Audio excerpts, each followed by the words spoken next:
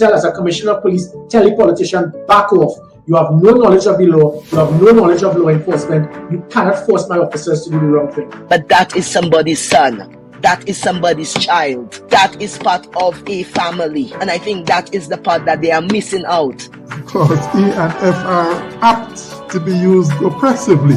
It's like because we don't see disabled people as sexual beings, which is ridiculous. You mean they don't want to listen to your version of science? They have their own science. You have your science. What we need to do is teach people to think and not what to think. Today, it's too bad that everybody do what they want. If I could forgive Bernard Ford, then I could forgive Bob Morris too. And today, on this day, I no more have anything in my heart for what he did. The education system has to be very fluid and dynamic because we're living in very different and changing times. Treating all your citizens equally, all your citizens fairly, recognizing each group, not discriminating against one or the other.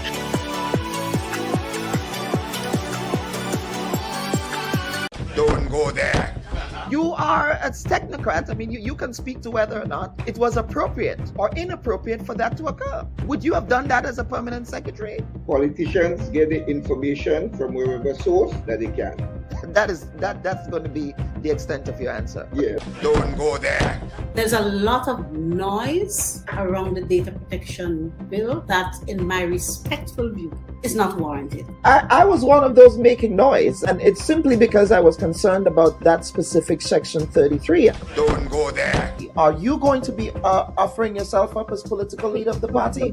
I see you've called me here for much more than diplomatic passports. I don't buy that. Don't go there. What is the relationship like between you and your leader, Dr. Mitchell, your boss, Dr. Mitchell? I'm not sure how to explain how to answer this question at this time. I prefer not to answer. Don't go there. They said that you approached the bank for the loan before the election and that it only materialized after the election. There are also conflicting reports around the quantity of monies that were received. What is the reality here? People try to extort the truth and to make all kinds of things about it. I just keep quiet. So if you notice, I was really and truly quiet about the whole matter. Well, except with not with the New Today newspaper. The New Today newspaper reported on this, so I'm not too sure you were quiet on this. Go ahead, Honorable. Go ahead. Well, I'm just trying to answer your question, right?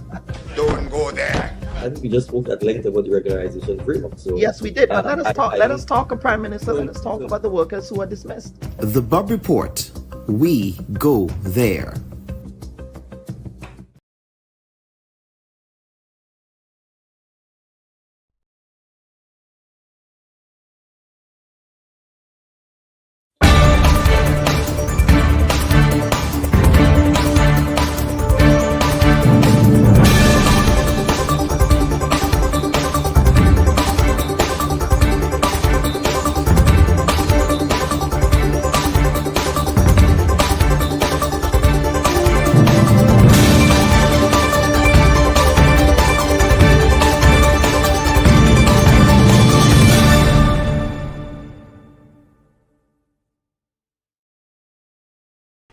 Viewers and listeners, a pleasant good morning and welcome to this week's edition of the Bubb Report. Of course, I'm your humble host, Dr. Kellen Bubb, and we are happy that you can join us for this week's edition of the program. And remember, as you're coming into the room, please do us a favor by liking and sharing this week's live stream so that others can have an opportunity to participate in this week's program. Of course, we would love to know where you're joining us from. Where are you watching the Bubb Report from this week? Of course, for those of us who are on the East Coast here in the United States, we are expecting another major snowstorm. It's supposed to be the first blizzard, I believe, in almost a decade. So that is what we have confronting us at this time. So I'm actually in snow preparation mode. Again, the shovels, I had to replace one of my snow shovels because of the last ice storm. It broke. And so we are in serious preparation mode for that. The snow is all exciting, but it is not a pleasant experience to have to be stuck in your house for days on end and not able to move about. So it's important that, having enjoyed the snow, that you're able to dig out at the end of it. So for those of us who are in North America here, we are indeed preparing for that. So as you're coming into the room, Folks, just know where you're joining the program from. We have Lydia who's joining us from Toronto. We have a Lydia James in Toronto, and then we have another Lydia Louison who's joining us in Montreal, both in Canada. We also have a Heather Stewart in the room. We have Reese. Reese who is joining us. Reese is over there on YouTube, who is viewing from the United Kingdom. Good morning to you. We also have Heather Stewart, who's joining us from Scotland. We have a viewer in Scotland. Welcome to this week's edition of the Bubb Report. Heather from Scotland. I suspect it's probably grey and rainy in Scotland as it is here on the East Coast in North America. So we're sending some warmth, I suppose, from Grenada for you. We also have Mr. Raymond Nurse, who is joining us from the Silver City of Friedberg in East Germany. East Germany, a place of a very interesting history, world history, East Germany, that is. And of course, we have Mr. Leslie Phillip, who's joining, that is Leslie, I believe it is, joining us from St. George's in Grenada. So folks, welcome, welcome, welcome to this week's edition of the program. And we're happy that you can join us for another week. And as you're coming into the room, share, so that others can participate in this live stream. Now, let's get straight into the editorial. Now, the Caribbean region has long existed in a delicate balance between geographic proximity to the United States and its own pursuit of sovereign multilateral diplomacy. But recent developments, be it military activity in the Southern Caribbean against Venezuela, visa sanctions against certain government ministers in the region, visa bans, and an increasingly unilateral U.S. approach to regional affairs has signaled a sharp escalation in Washington's pressure against Caricom. Now, far from a series of isolated policy decisions, America's new posture points to a strategic effort to reassert hemispheric dominance at the expense of Caribbean autonomy and sovereignty. Now, according to the 2025 U.S. National Security Strategy, Latin America and the Caribbean have been elevated to the top global strategic priority for the first time, surpassing Asia and Europe. Now, this represents a dramatic reorientation of U.S. foreign policy, accompanied by a downgrading of multilateralism and a stronger emphasis on bilateral leverage, an approach that puts Caricom, a multilateral bloc, directly in Washington's crosshairs, not as a cooperative partner, but with bullying, intimidation, and gangster tactics. The clearly expression of this new doctrine is the White House's imposition of visa restrictions on Antigua and Barbuda, as well as on Dominica, and punitive measures, other punitive measures, such as threatening the Cuban medical mission program. Also claiming that the Caribbean islands have, that the U.S. has concerns with CBI programs in the region. Now, the St. Lucia Times notes that this move is part of a more assertive posture towards the region and an example of targeted pressure that bypasses Caricom structures. Perhaps the most destabilizing feature of this new engagement in recent months has been the military strikes against fishing boats in the Caribbean under the guise of anti-narcotics operations. Now, these operations have resulted in more than 100 deaths since September, including, as we've learned, 3 citizens of the OECS, including 2 St. Lucians and allegedly 1 Vincentian, as well as 2 Trinidadian nationals. In the context of the Trinidadian nationals, they are taking this matter to the International Court of Justice, as we understand it. Now, these boat strikes have triggered widespread alarm among Caricom heads of government. Washington's pressure appears to be widening political fissures within Caricom itself, a development that the U.S. may view as advantageous.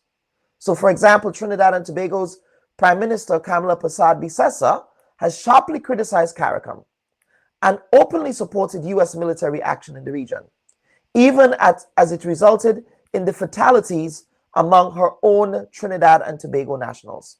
Now, her stance has been described by scholars as defiantly, even rudely, anti-Caricom, highlighting how American pressure is creating divergent political alignments inside Caricom itself.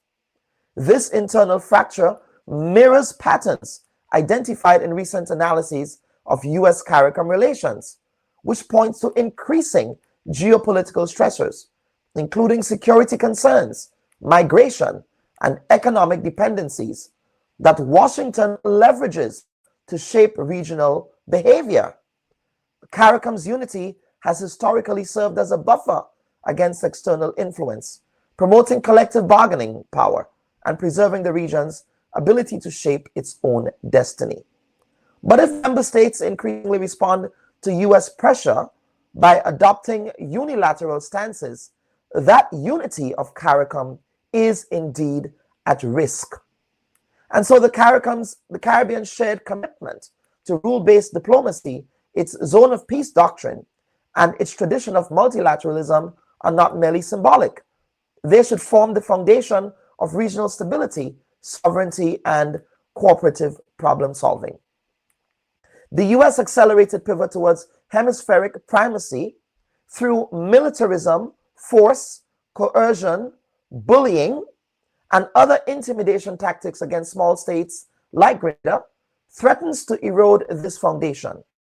If Washington continues down this path, weaponizing visa policies, conducting unilateral military operations, and sidelining Caricom as a multilateral body, the region risks entering an era where its strategic value as vassal colonial territories to the United States would outweigh its right to self-determination and sovereignty. So folks, this is the editorial of the week. What we're going to do now is to take a quick break and come back for the first segment of the program. Please stand by for that. And folks, welcome back to this week's edition of the program. Of course, the story that we're following here on the Bubb Report is the crippling humanitarian crisis that is affecting one of our closest Caribbean neighbors, that is the People's Republic of Cuba, and closely coinciding with the US government's kidnapping and incarceration of the president of Venezuela, Nicolas Maduro, and his wife, Celia Flores. There has been a clear and openly acknowledged intention on the part of the United States to isolate, squeeze, starve, and ultimately destroy the Cuban government and its people, to crush the Cuban Revolution. Now, drunk on the euphoria of the rapid beheading of the Bolivarian Revolution and the assertion of US control over the oil resources and oil revenue of Venezuela, essentially, Venezuela, quite frankly, at this point is a colonial vassal of the United States, whether we like it or not. And the US Secretary of State's Cuban emigre origins made open declarations about America's intention to control the Western Hemisphere, has issued a specific warning to Cuba, declaring that Cuba is in a lot of trouble. Those are Rubio's words. And that he would be very concerned if he were a government official in Cuba right now. Now, since this declaration, the United States has undertaken several decisions in conformity with this new stance of uncompromising aggression towards the Caribbean and Latin America. Significantly, these new actions do not conform to the usual acts of sanction that has been placed on Cuba for many years. In fact, it was a Democratic president in the 1960s who placed sanctions on Cuba and have since not been removed. Now, instead, the actions undertaken by the current regime in Washington towards the Caribbean and Cuba points to a new phase in which every day banal, ordinary internal policy decisions of Latin American states are being directed by the United States in ways that seem deliberately provocative, demeaning, and belittling, and were meant to mock and scoff at those countries' sovereign claims and aspirations. Of course, in the context of Cuba, we have to appreciate that the Republic of Cuba has contributed significantly to the development of the region and the work that Cuba has done in areas of healthcare, medical diplomacy, engineering, fishing, and all other areas. What we want to do now is to really, before we get to our first guest, we want to go down to memory lane a bit and really also acknowledge the work that Cuba has done in anti-colonial struggles in the world. And this is a clip that we're going to play with the late Fidel Castro and the late Nelson Mandela upon Nelson Mandela's release from prison. History would show that it was Cuban fighters, Cuban soldiers, who helped liberate South Africa and other southern states who were under apartheid at the time. And it was Cuban forces that helped them in their struggle. So let's play that. Well, my president. My president. My brother. President, my brother. How are you? My brother. Please. Please. Very nice to see you. Estoy tan contento de verlo. Please sit down. Tan contento. Por favor, tenga bien Please sit down. sentarse. Please sit down. Siéntese. Now, one thing before we say anything. Una cosa antes de hablar, nada. Before we say anything. Antes de hablar absolutamente de cualquier tema, You must tell me when you are coming to South me Africa. tiene que decir cuándo viene para Sudáfrica. You see, no, just a moment. No. Un momentito. Es seguro, si ya yo recibí. The sooner the better. And we have had a visit from a wide Y nos ha variety of visitado people. una gran cantidad de personas. And our friend Cuba, Y nuestro amigo Cuba, which helped us in training our people, que nos ayudó a entrenar a nuestra gente, gave us resources to que nos get dio on with our recursos, struggle, que nos ayudaron tanto en nuestra trained lucha, our people que as entrenó a nuestros doctors and so combatientes, a on. nuestros médicos. You have not come to our country. Cuba no ha venido a visitarnos, usted no ha ido a visitarnos. When are you coming? ¿Cuándo viene? No he visitado a mi patria surafricana. I haven't visited my South African homeland La yet. quiero como una patria. I love it as a Quiero por él homeland. y por el pueblo. I love it as a homeland as I de love Sudáfrica. you and the South When African are you people. coming to South Pero Africa? ¿cuándo viene a When? Sudáfrica? Creo que va a tener que ser hoy mismo. Va a I tener think it que will have to be today. I will have to fly back with you. No, you are very Él soon. se va a las 10. You are leaving at 10, so we are catching the plane together. Poco después, Fidel sí pudo ir a Sudáfrica, y en el camino hizo escala en Namibia, donde fue recibido por Sandu Joma, el líder de ese país. Welcome to the Republic of Namibia, Bienvenido a la República de Namibia. the country which you helped to liberate, to be liberated.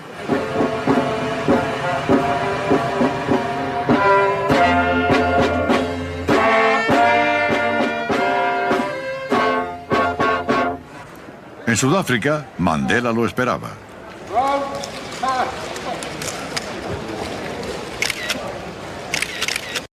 My brother. So, folks, of course, that is footage of Fidel Castro with President Nelson Mandela. And some may saying, well, why was Fidel Castro, why was Nelson Mandela embracing Fidel Castro? In fact, one of the first places that Nelson Mandela visited in the Western Hemisphere was Cuba upon his release from prison. He could not visit the United States or England or any Western country because those countries framed and defined Nelson Mandela as a terrorist. In fact, they called Nelson Mandela a terrorist for many years. And so he could not visit the United States. Of course, it was removed. He was removed off the terrorist list. But again, it was Cuba. It was Cuba who assisted South Africa with their own liberation struggles against the racist apartheid regime. And that is why Nelson Mandela made it a priority upon his release from prison in 1991, I believe that was, to visit Cuba. And of course, he visited other Caribbean countries at the time, including Trinidad and Tobago and Guyana, because those countries were also proved to be safe havens for Black South Africans who were fleeing the brutal racist apartheid regime that was supported by the United States and supported by the United Kingdom. In fact, Margaret Thatcher famously called Nelson Mandela a terrorist. That's the one that we call the Iron Lady. But here to have this conversation now on the ongoing humanitarian crisis that Cuba is confronting is we have Grenada's very own Dr. Bubb Report. Dr. Bubb Report is joining us today. And I do want to get Dr. Brathwaite, your title correct here. You are, could you please articulate what the title is, sir? I forgot.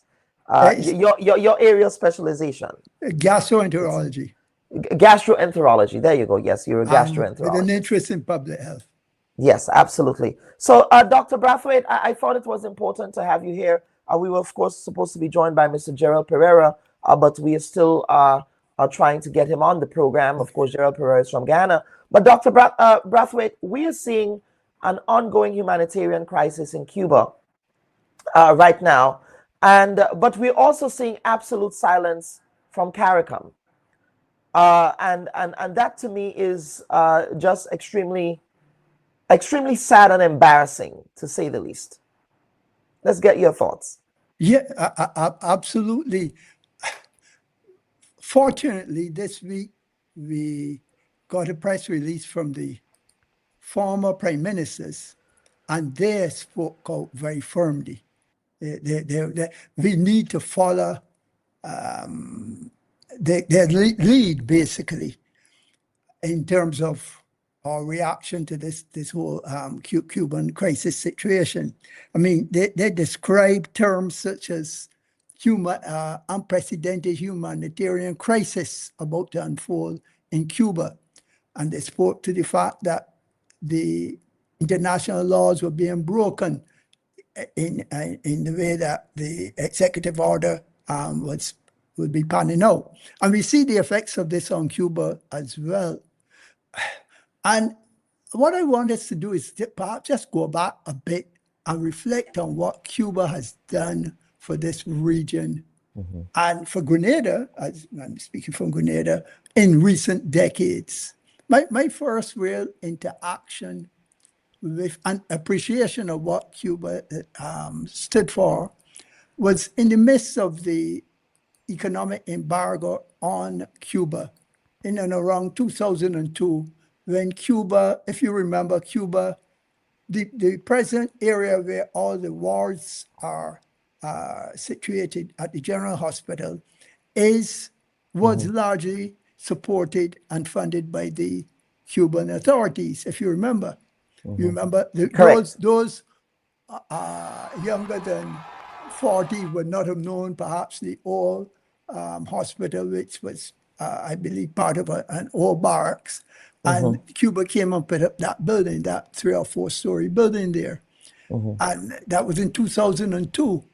At that time, I was so impressed by the magnanimity of Cuba's support for Grenada that I proposed to the government that the hospital should have been renamed using Spanish names. And it wasn't accepted, but I was happy to be able to propose that at the time. So it's from that period and onwards that I really have started to appreciate the great impact Cuba has had on the health system. And if you fast track onto today, a significant percentage of the senior staff and other staff, nursing, senior medical staff, I should say, nursing staff as well, engineering staff at the hospital are part of the Cuban program. And I shudder to think what will happen if that whole relationship breaks down. So I can only appeal to the American authorities not to let it happen, because day in and day out, I'm in contact with some of the consultants in the hospital. I'm in contact with other Cuban specialists around, and they go to allow people to be able to access a good quality of care. Without them, we are in dire problems. I'm not sure of the numbers, but it is a significant number of specialists and other personnel who are involved. And that's, of course, doesn't speak of the other areas that Cuba is involved in agriculture and education, and the many other areas that they've assisted us with. Dr. Brathwaite, I know that in Grenada there is a Grenada-Cuban Friendship Society. What conversations have you been having with that organization, or if anyone in Grenada, have they been making representation to the government with respect to what's unfolding in Cuba? I mean, the fact that we're only hearing from former leaders and not current leaders is just astounding. Of course, we have a Caricom meeting happening in St. Kitts later this week, I believe at the end of the week. And, you know, the American Secretary of State is going to be there, I suspect, to continue to lecture the region. I suspect Kamala Prasad-Bissessar will be part of that lecturing.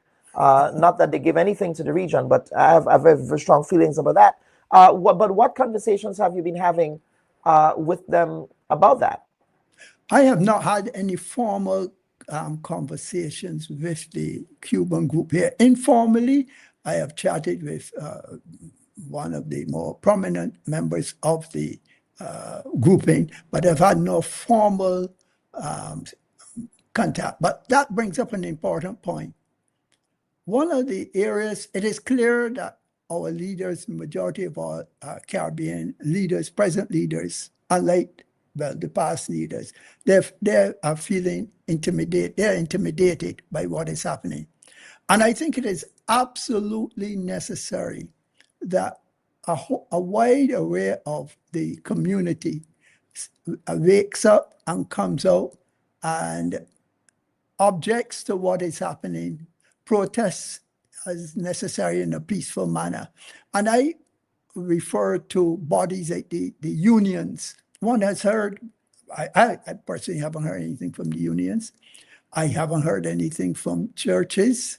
I haven't heard anything from civic organizations. All of these are bodies that need to come to the forefront. And then we also have a significant numbers. Cuba would have trained a few hundreds of individuals who have participated at all levels in life in Grenada, in various professional capacities. They also have a mouth. They must come out and speak out against this, as termed by the past prime ministers, the humanitarian crisis that is being presented that is about to take place in Cuba. As a matter of fact, just this week, just a few days ago, I saw a picture of garbage building up in streets in Havana. Now, one thing about Cuba has been prided itself on having one of the best public health systems in the world. We saw that they work during COVID, and I will make reference also to the work in Ebola, etc.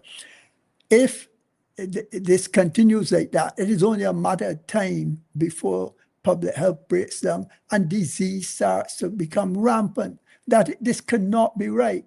This cannot be right. And I will keep appealing, and I urge the various bodies in the country to get up and speak out against it.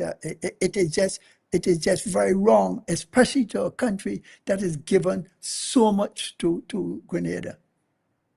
Dr. Brathwaite, do you think the current crop of Caribbean leaders? Do you think that perhaps there might be more from? They're seeing this new iteration of American pressure, because of course American pressure against Cuba is not new, and I know there are some who might be arguing, and of course there is a Cuban community in Miami and so on, and in other parts of North America and Europe, exile communities, who would say, well, that Cuba is not a democracy, and so they want regime change there. But again, to that question, China is not a democracy, but the United States has favored trading relations with them. Neither is Vietnam. In fact, Vietnam is also a communist country. There is no freedom of speech in places like Saudi Arabia, right? And their regimes are much more repressive than the Cuban regime.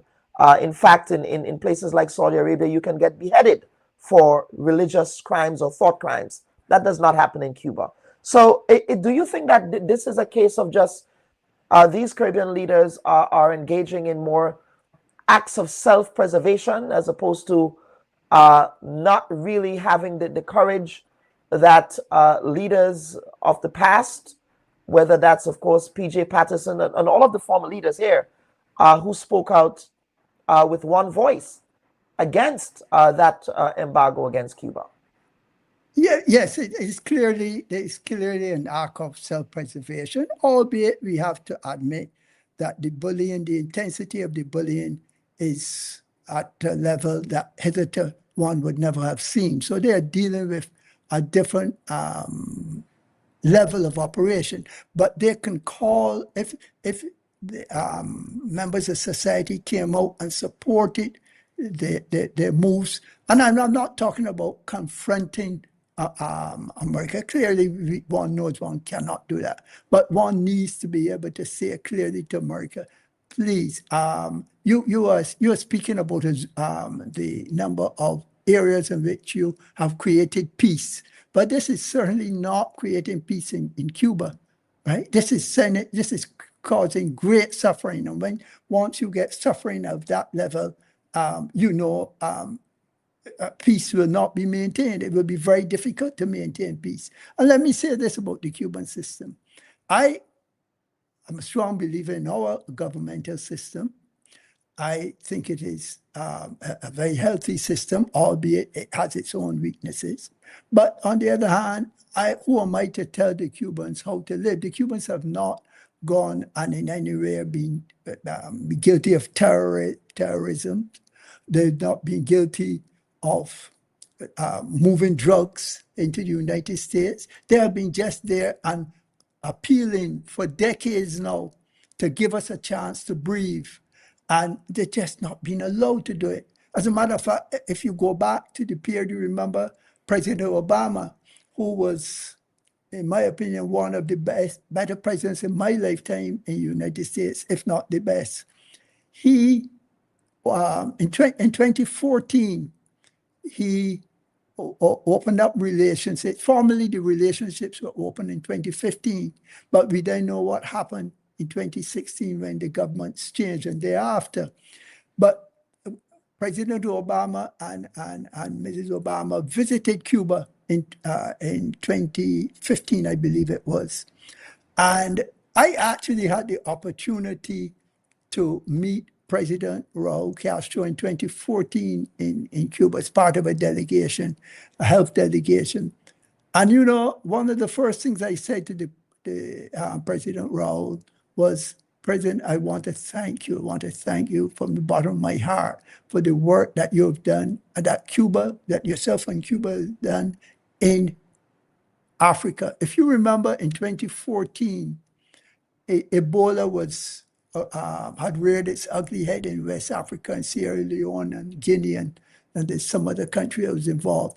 Cuba was the only country that went in there and stood through the entire length of the period of time. And they went in before other big countries that have had far greater resources. This is the level. And Ebola, if we think that Cuba, that COVID was a problem, if Ebola had sprung up and moved across the world, it would be a disaster. It would have created a disaster from a health point of view globally. So here's a country going to those types of lengths with, even at that time, limited resources, and you are not giving that country a chance to breathe. And I really congratulate the Obama presidency for the foresight in lifting that. Well, I'm not sure to what extent they lifted the embargo, but certainly opening up relationships with Cuba, because that is clearly the way that things need to happen. Yes, absolutely, Dr. Brathwaite, you're absolutely correct about that. But let us talk about in Grenada's historic context. Our history would show that it was Dr. Keith Mitchell and the new National Party administration between 1995 and 1999 that actually re-established diplomatic relations with Cuba following the collapse of the Grenada Revolution in 1983. So could you talk about that reopening? Were you around during that period? For example, I aired some footage here of Fidel Castro when he visited Grenada to a hero's welcome. In fact, that was one of the very first assignments I covered as a young journalist with Leslie Perry on the Grenadian Voice. And I remember that day vividly down at that time, it was still called the Point Salines International Airport. But the entire place was absolutely crowded. Thousands of Grenadians came out to welcome Castro at that time. And just because, of course, and there was also a plaque, because, we must acknowledge that it was the Cuban people, the Cuban government and people that was responsible for the most part for the construction of Grenada's international airport, right? And so I remember that a plaque was unveiled there. Castro also held a rally in Tantine at the Tantine playing field at the time. Again, that place was packed, it was crowded. And I also remember that he visited the family of the late Maurice Bishop up in Parade. He visited the Governor General, had a meeting with the Prime Minister. And it was through that reopening that many Grenadian students started going back to Cuba to study medicine, to study engineering, to study agronomy, you know. So many areas of endeavor. And we see a lot of these Grenadians, you know, in our society making contributions, even in the field of epidemiology as well, Dr. Brathwaite. So could you talk about that reopening that happened back in it might have been 1997, 1998? Yes, I was chief medical officer at the time. I did not have any formal part in that arrangement. I did have the opportunity to meet President Castro very briefly. That's President Fidel Castro. Yes, but all credit to Dr. Keith Mitchell for the guts and the foresight to have pushed to have that reopened. And this was in a time when it was coming out of was not too far away from the Reagan period. So, you know, it took some guts, and I have always said that was one of the finest moments for Dr. Keith Mitchell. And it opened up opportunities for hundreds of Grenadians to get education, to be able to come back and contribute. And let me say that a higher percentage, I believe, of Grenadians who get training in Cuba come back and stay in Grenada than those who get training who Grenada sends to other universities. A very small percentage of them return home. So the return rate for students from Cuba is the value of it is much greater.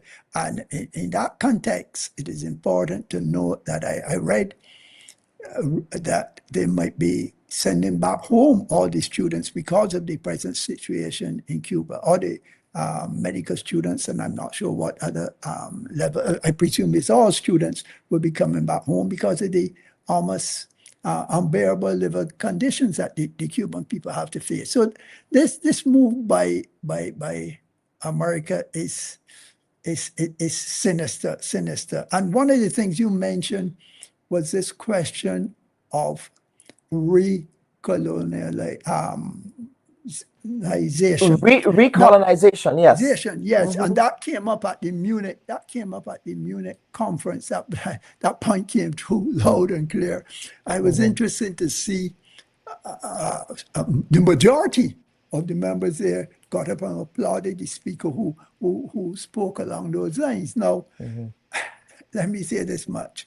Yes, we can't fight America, but I am one of, I hope, tens of thousands of other Caribbean people who understand what happened during that Middle Passage, who understand what our foreparents went through during slavery, who understand what even in the late colonial period, the pressures that they face.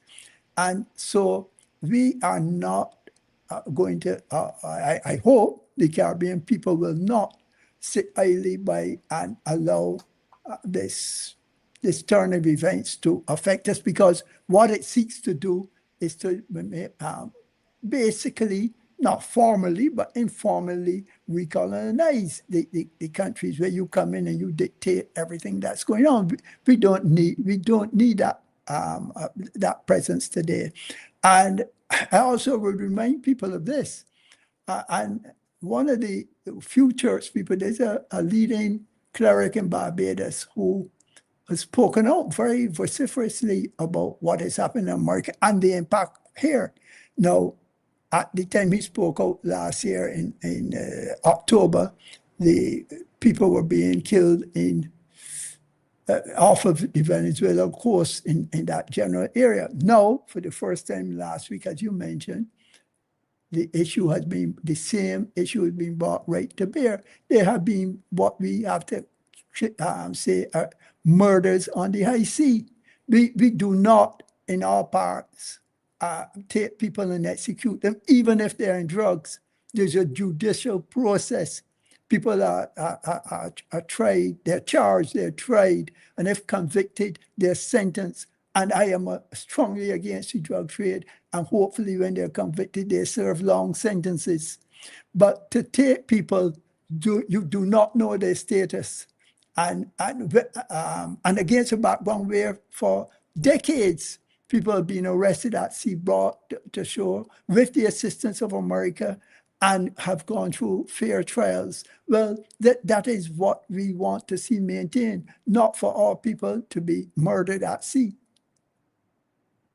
Yes, and absolutely, that's what the U.S. does. And you mentioned the repatriation of students. In fact, yes, Grenada's ambassador to Havana, accredited to Havana, Cuba, articulated that evacuation plans are in place, not only for Grenadian students, but we have to appreciate that Cuba is the only country in the world, through the Latin American School of Medicine, that's ELAM, that trains doctors from the Caribbean. I had an opportunity to meet some of those physicians there in Cuba who were studying to be physicians from all over the world. I met young people from all over the global South world, especially Africa and the Caribbean, in parts of the world where Black and brown people live, right? Where the United States don't offer scholarships to anybody for free. Okay, it's a capitalist system here. And thousands of students from not only the Caribbean, but Africa as well, right? Study at the Latin American School of Medicine there in Cuba. So that fallout is going to be significant, absolutely significant. And of course, I don't suspect that the US will be welcoming with open arms any of those students who will be displaced, mostly Black and brown students. I want to emphasize that, who are studying at that institution in Cuba and at other medical and engineering institutions in Cuba. The US would not be welcoming them with open arms, given their anti-immigrant. We were called some. What was it? There was an expletive that was used to describe us. Correct. S-hole countries. Correct. That's right. That's correct. Right. That's right. Yes. And so this is all an ideological people have a right thing. To think of us that way, but I don't think of myself that way. And so the overwhelming majority of Caribbean people are proud people, and we are not going to, be intimidated and bullied and feel that you can come and march right over us. That the days for that are over. Well, I don't know, because many Caribbean people are behaving like Sambos these days. Many of our people voted for this man. In our society, I go back to that, Dr. Bubb. The leaders in our society have not sensitized people enough. This leading cleric in Barbados, he has on a number of occasions pointed to what is happening in the region. And he actually, with the incident the incidents off Venezuela, he said, look, these problems are going to come home. They're going to come closer to home now. They're right on our doorstep. And the next step would be basically, we have to also recognize that we're dealing with a system in the United States. Cuba is a corrupt, and that has also been basically, in addition to all the standards, there's an attack on the whole democratic process in the United States. So they're presently in no position to guide us. But here where it can make a difference. This cleric referred to Martin Niemöller. Martin Niemöller was German. First they came, correct. First they came. That's right. First they came poem. For the socialists, and I was not a socialist. Then they came for the communists, I was not. Then they came for the journalists, and I was not. And then they came for the Jews, and I was not a Jew. He was imprisoned, and he made that statement and placed in a concentration camp. He made that statement after he came out. And we don't want to wait for those levels of things to happen, we have to get up and be prepared to let America know vociferously this is not right. You know, look, please act differently. And we have examples. Look what happened in Minnesota recently. In Minnesota, in the sub-zero for days upon end, people resisted what was happening. And there have been at least some changes in that respect. So if you sit passively by, people are going to trample you. If you get up and you speak out, then you stand a much better chance. Because bullies do not respect fair. That's precisely. Bullies do not respect this idea of kowtowing. In other words, a bully, a schoolyard bully, they bully you, and they do not get a response from you. You give them whatever they demand they extracted. They are going to come back again and again and again and again until they hold you in submission. That's right? correct.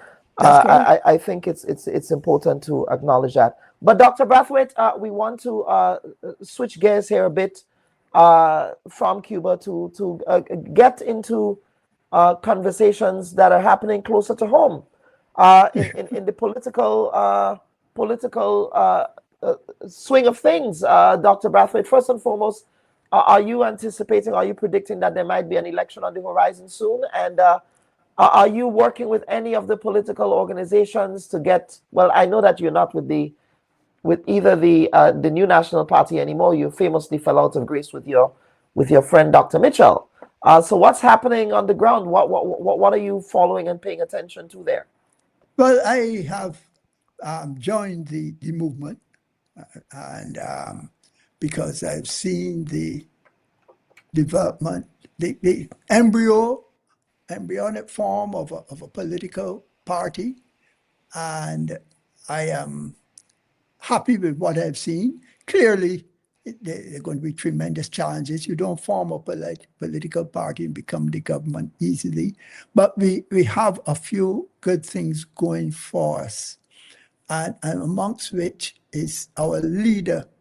You know, our leader, likely leader, because he was just nominated by the town of St. George, but he has to get a second nomination, and then it has to be brought before the Congress, which will be held next month. And obviously, likely he will become the leader.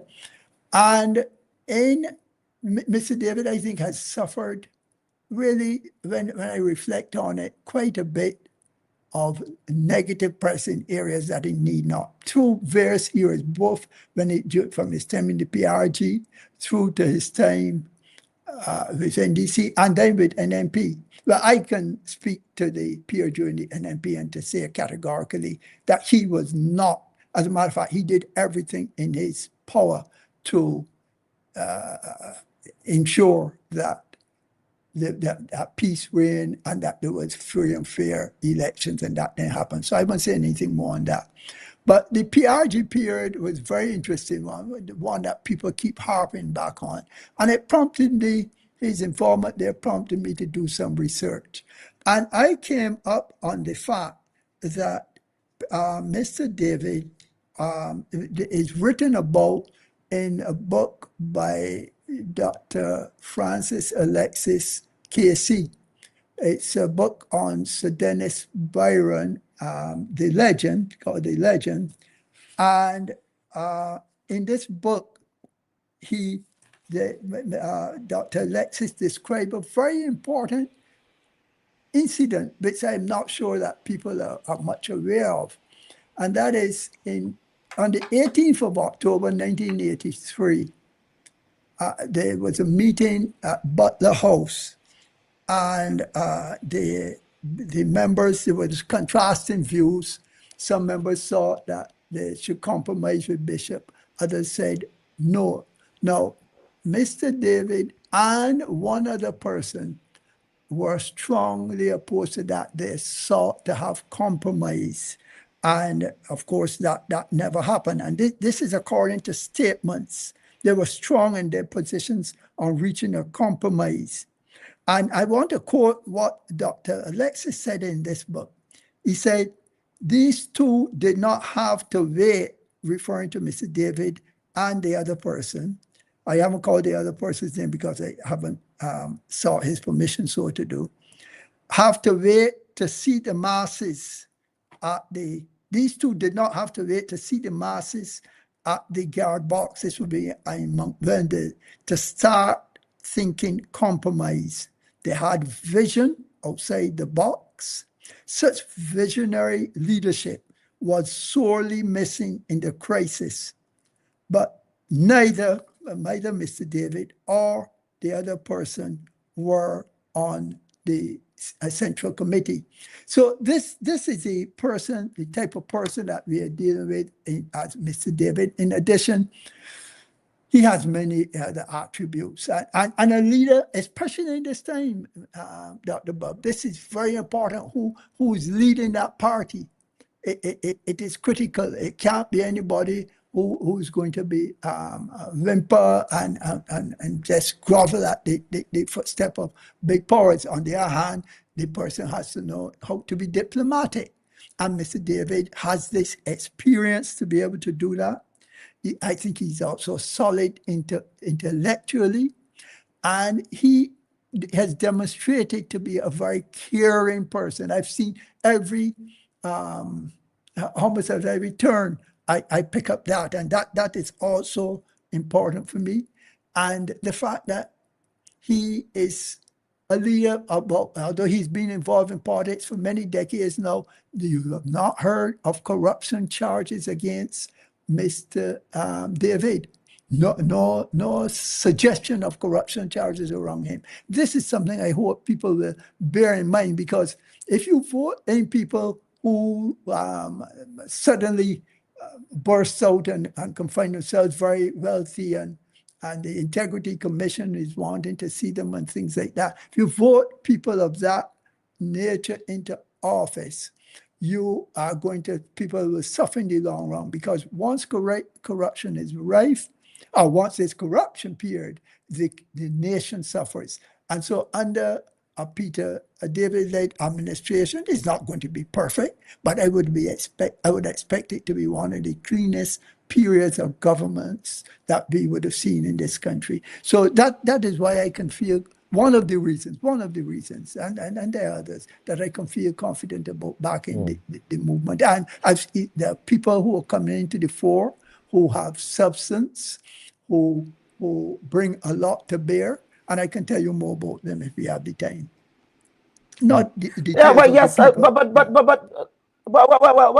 Dr. Brathwaite, here is what the pushback would be: that people like Peter David, who served in 3 governments, if you think of it. Of course, he also served under the People's Revolutionary Government as well. So 3 governments, and some might argue that that there is no longer an appetite for folks who served for so long in various governments, because what have we to show for it?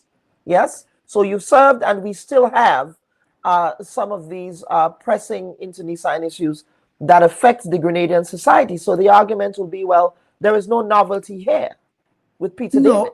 That he's not a novel individual. He's a known quantity that will not bring anything new.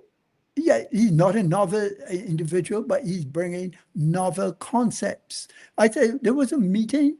We've had a few meetings in January in various places, one in Tivoli, one in Dabo, one in Mount Reach. All, small groupings at meetings called In the Yard.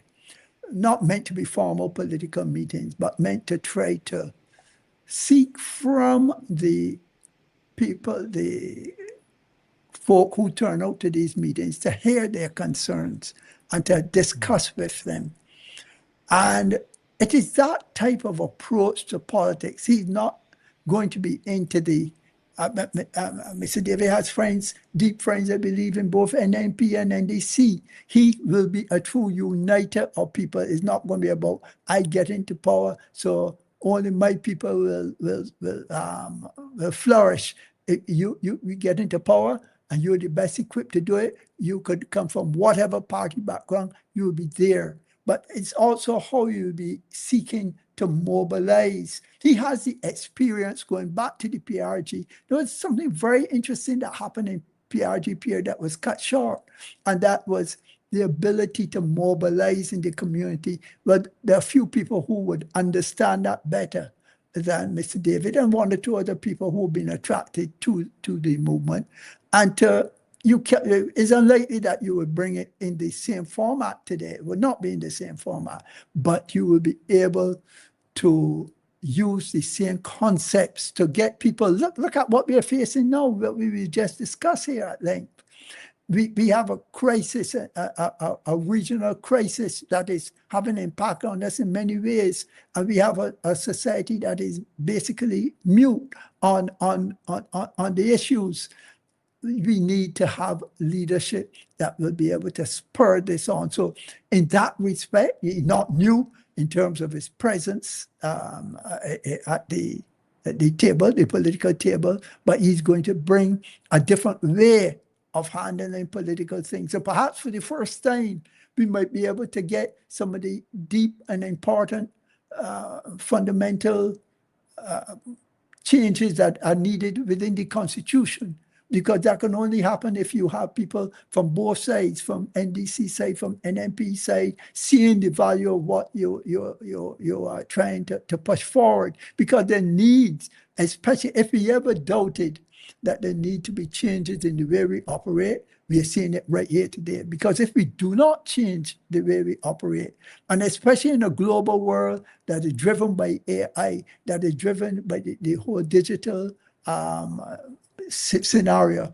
we will fall significantly further behind.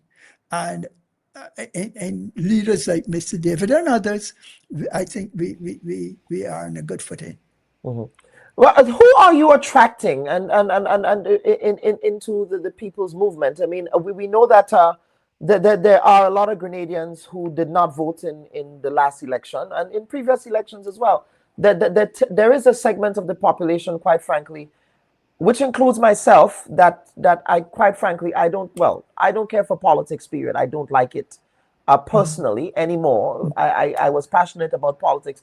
There was one time I was very ambitious about getting involved in politics in Grenada. I wanted to be the Prime Minister of Grenada at one point. Imagine that. But quite frankly, you still have that ability. No. I think, and here is what I think about this, Dr. Brathwaite. I think, I have conversations with folks who say to me sometimes, well, why don't you go back home and get involved in politics to develop the country? And my counter argument is that there are other ways that you can assist with the development of the country, as opposed to getting involved in partisan politics. Because what happens when you get involved in partisan politics, it becomes a team sport, and it becomes, what am I doing for the team? And to me, it does not necessarily represent the national development interests, right? It's about one-upping each other, one team going against each other. Now we're seeing the politicization of the death of this young, of the whole gender-based violence issue in Grenada, and quite frankly, it's just annoying. People get petty over wearing a color. If you wear yellow or you wear green, it becomes a problem. It's so petty, and you have all of these fake pages. So quite frankly, for me, I have absolutely no interest in getting involved in politics at any level. But who are you attracting into the movement? Are you attracting people who have become disillusioned with the process, or are you attracting people who are quite frankly dissatisfied with the two parties that currently exist in Grenada? I mean, Dr. Patrick tried to establish a third party. That did not go anywhere. Who is to say that the movement will start and then stall? Yeah, well, I mean, I would not sit here and tell you that it will not be a difficult task, because the other two political parties are entrenched and they have a solid base, which the movement now has to try and build up. But what is heartening is that there are few people of quality from various communities who have come forward and are likely to be offering themselves up. And I'm hearing of 11 or so people who are ready to run for the party. I know of a few of them. I don't know all of them, and one or two, a few of them that I know are pretty solid individuals. And I sense that come next month, you will see the beginning of, you will see a number of these people come more to the forefront once, obviously, they've gone through the process within the party structures. So it is an important period, and I understand your disappointments with the political process. I myself have had disappointments with the political process over the years, and not only political process, but more so how the system has allowed us to. One of my dreams when I came to Grenada was that the General Hospital would have been over a 10, 15-year period, could have been pushed to become one of the foremost hospitals, public hospitals in the region. But that clearly has not happened. But one can't give up on these types of things. One has to look and see what is necessary. Like, for argument's sake, the statutorization process that we saw about, and all credit to the present administration, they have been moving forward with the statutorization. And I would suspect if Mr. David came into office, he would pick it up even more vigorously and move it forward, because that is so vital in terms of us having that and the national health insurance combined to be able to, for once and for all, to deal with that bogey of the general hospital.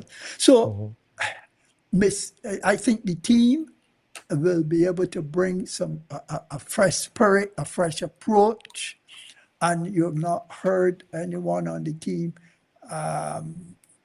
being involved in lots of mudslinging and things like that. And there was a meeting in Montreat, I should tell you about that, in which people, I almost describe it almost as a landmark meeting, in my opinion. And I was there for NMP when the NMP had a landmark meeting way back in the 90s. And I turned around to the seniors within the party and said, something is happening out there.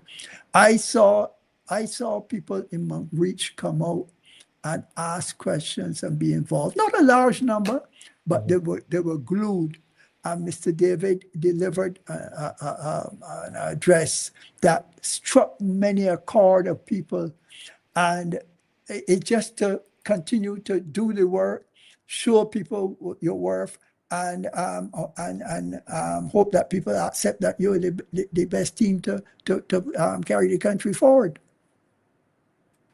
Well, Dr. Brathwaite, we'll be watching the space. Do you have the date for this conference? You call it a congress, not a convention. I have a date, but I am not absolutely sure on it. Sure, what the date is? Okay, all right. I wouldn't want to declare here. Yeah. Okay, right. Well, I was hoping that you was going to break some news. A good journalist, like it's in March. It's in March, and I think it's in March. Yes. I think it is the 22nd. Is that a Sunday? I believe so, yes. Yes, the 22nd, the 22nd of March. Yeah. Okay. Yeah. So look out for. We hope that the folk like yourself who have become disillusioned by the politics, you will be able to find a new interest. Dr. Brathwaite, charmed as I may be. Free to criticize us and guide us. Charmed.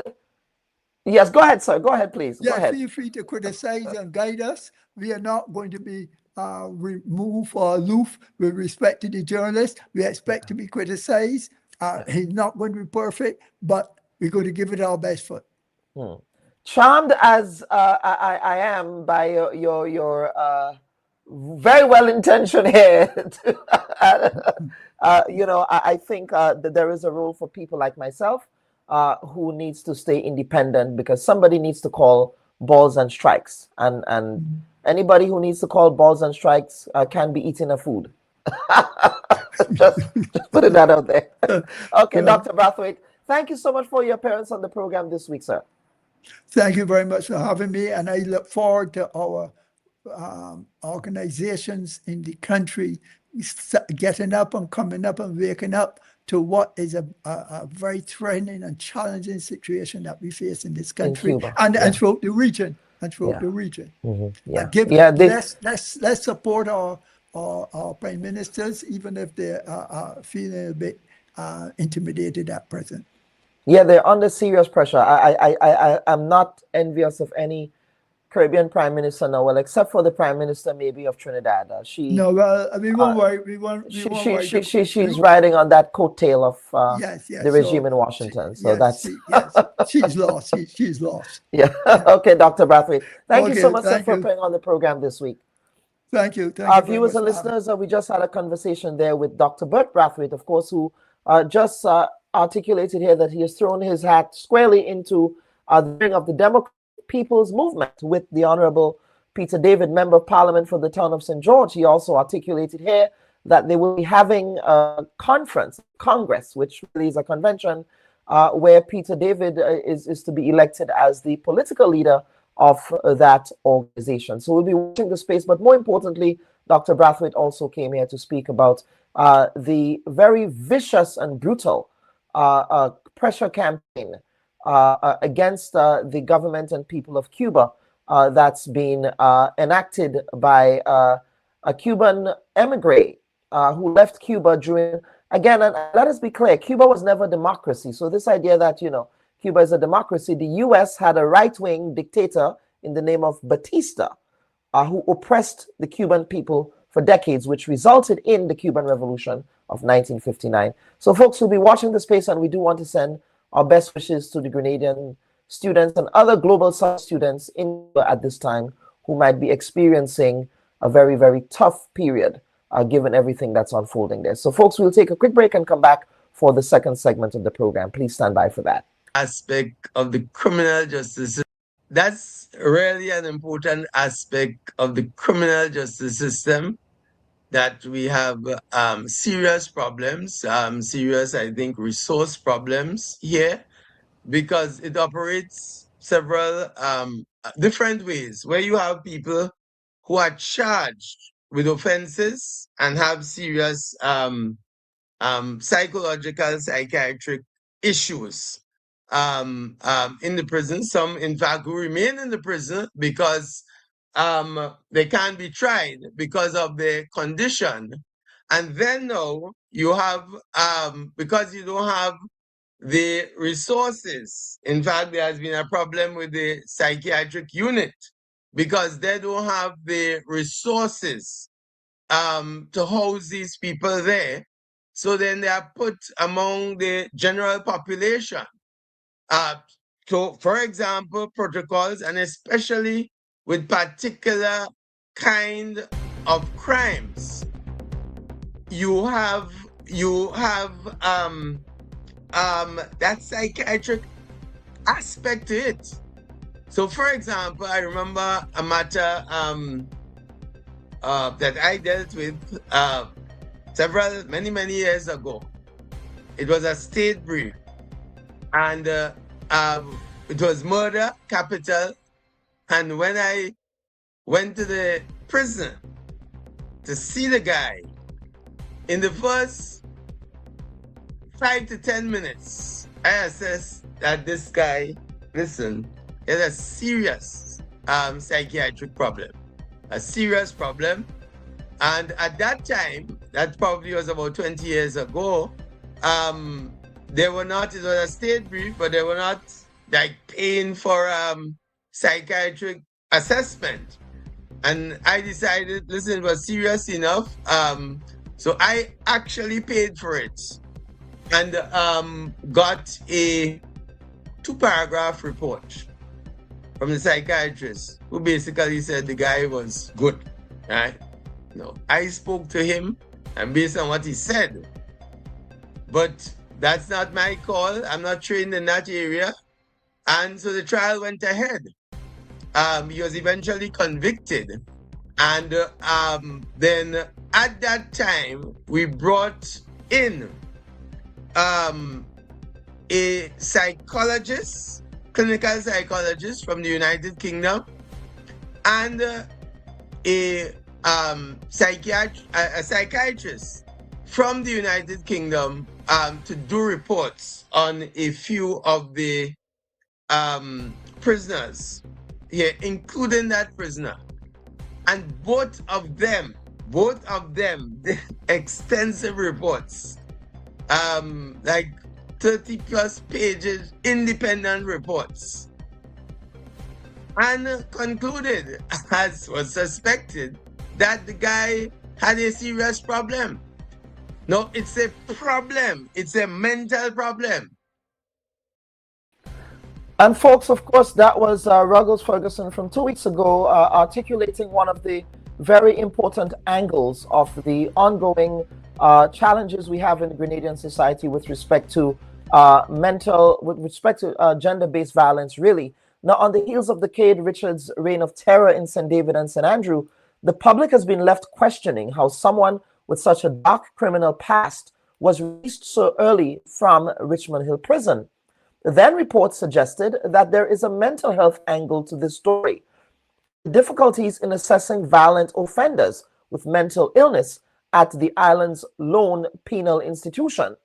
Now, data from a 2015 study conducted by Almazan et al., published in the Journal of American Psychiatry and Law, it articulated that programs designed in the Caribbean to address the needs and treatment of mentally ill offenders are not widely available, and the number of specialized psychiatric programs are limited in most Caribbean countries. In South America and Latin America, as well as in the Caribbean, only 1 to 20% of prisons have been reported to have specialized mental health services. Now, according to the United Nations minimum rules of treatment of prisoners, quote, at every institution, there shall be available the services of at least one qualified medical officer who should have some knowledge of psychiatry. They shall include a psychiatric service for the diagnosis and, in proper cases, the treatment of states of mental abnormality, unquote. Now, time in prison can present a valuable opportunity to address untreated mental illness. Criminal offenders with mental disorders who do not undergo adequate treatment during or after prison may enter into a cycle of recidivism regarding both mental disorders and criminal offenses. It is clear that in the case of this Cade Richards situation, that is what might have occurred. Now, mental disorders have consistently high rates of occurrence among inmates in prisons. Studies estimate that 3.7% of the prison population has a psychotic disorder not otherwise specified, whereas 10% have depression and 42% have personality disorders. Other international studies have estimated a prevalence of mental illness in correctional facilities that varies widely, from 7 to 90%. In many countries, severe mental disorders have been reported to occur 5 to 10 times more frequently among people in prison than in the general population. And lifetime prevalence rates higher than 80% have been estimated among male prison populations. And folks, this is all in Latin America and in the Caribbean. Now, despite the high incarceration rates and substantial prison overcrowding in Latin American countries, epidemiological studies addressing the overall prevalence of psychiatric conditions among offenders are sparse, and only 2 countries in Latin America, that is Brazil and Chile, have performed scientifically rigorous studies that shed light on the prevalence of mental illness among prisoners and the need for mental health care in this population.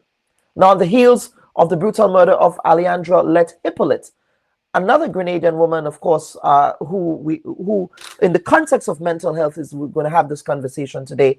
So we're happy to be joined by Miss Anne Graves, no stranger to the Bubb Report, who is the director of the Grenada Friends of the Mentally Ill.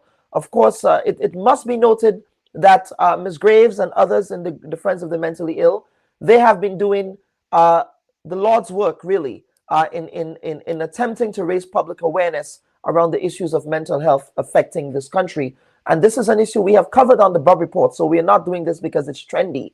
I just want to make that point clear. Dr. Spencer, Dr. Graves, Ms. Graves, they have been on the program before. We also have Dr. Evelyn Spencer, who is also, I believe, Dr. Spencer, you're the president of the Friends of the Mentally Ill?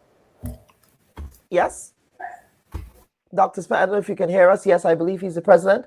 And we have Mr. Josh Hector. Yes, we have Mr. Josh Hector.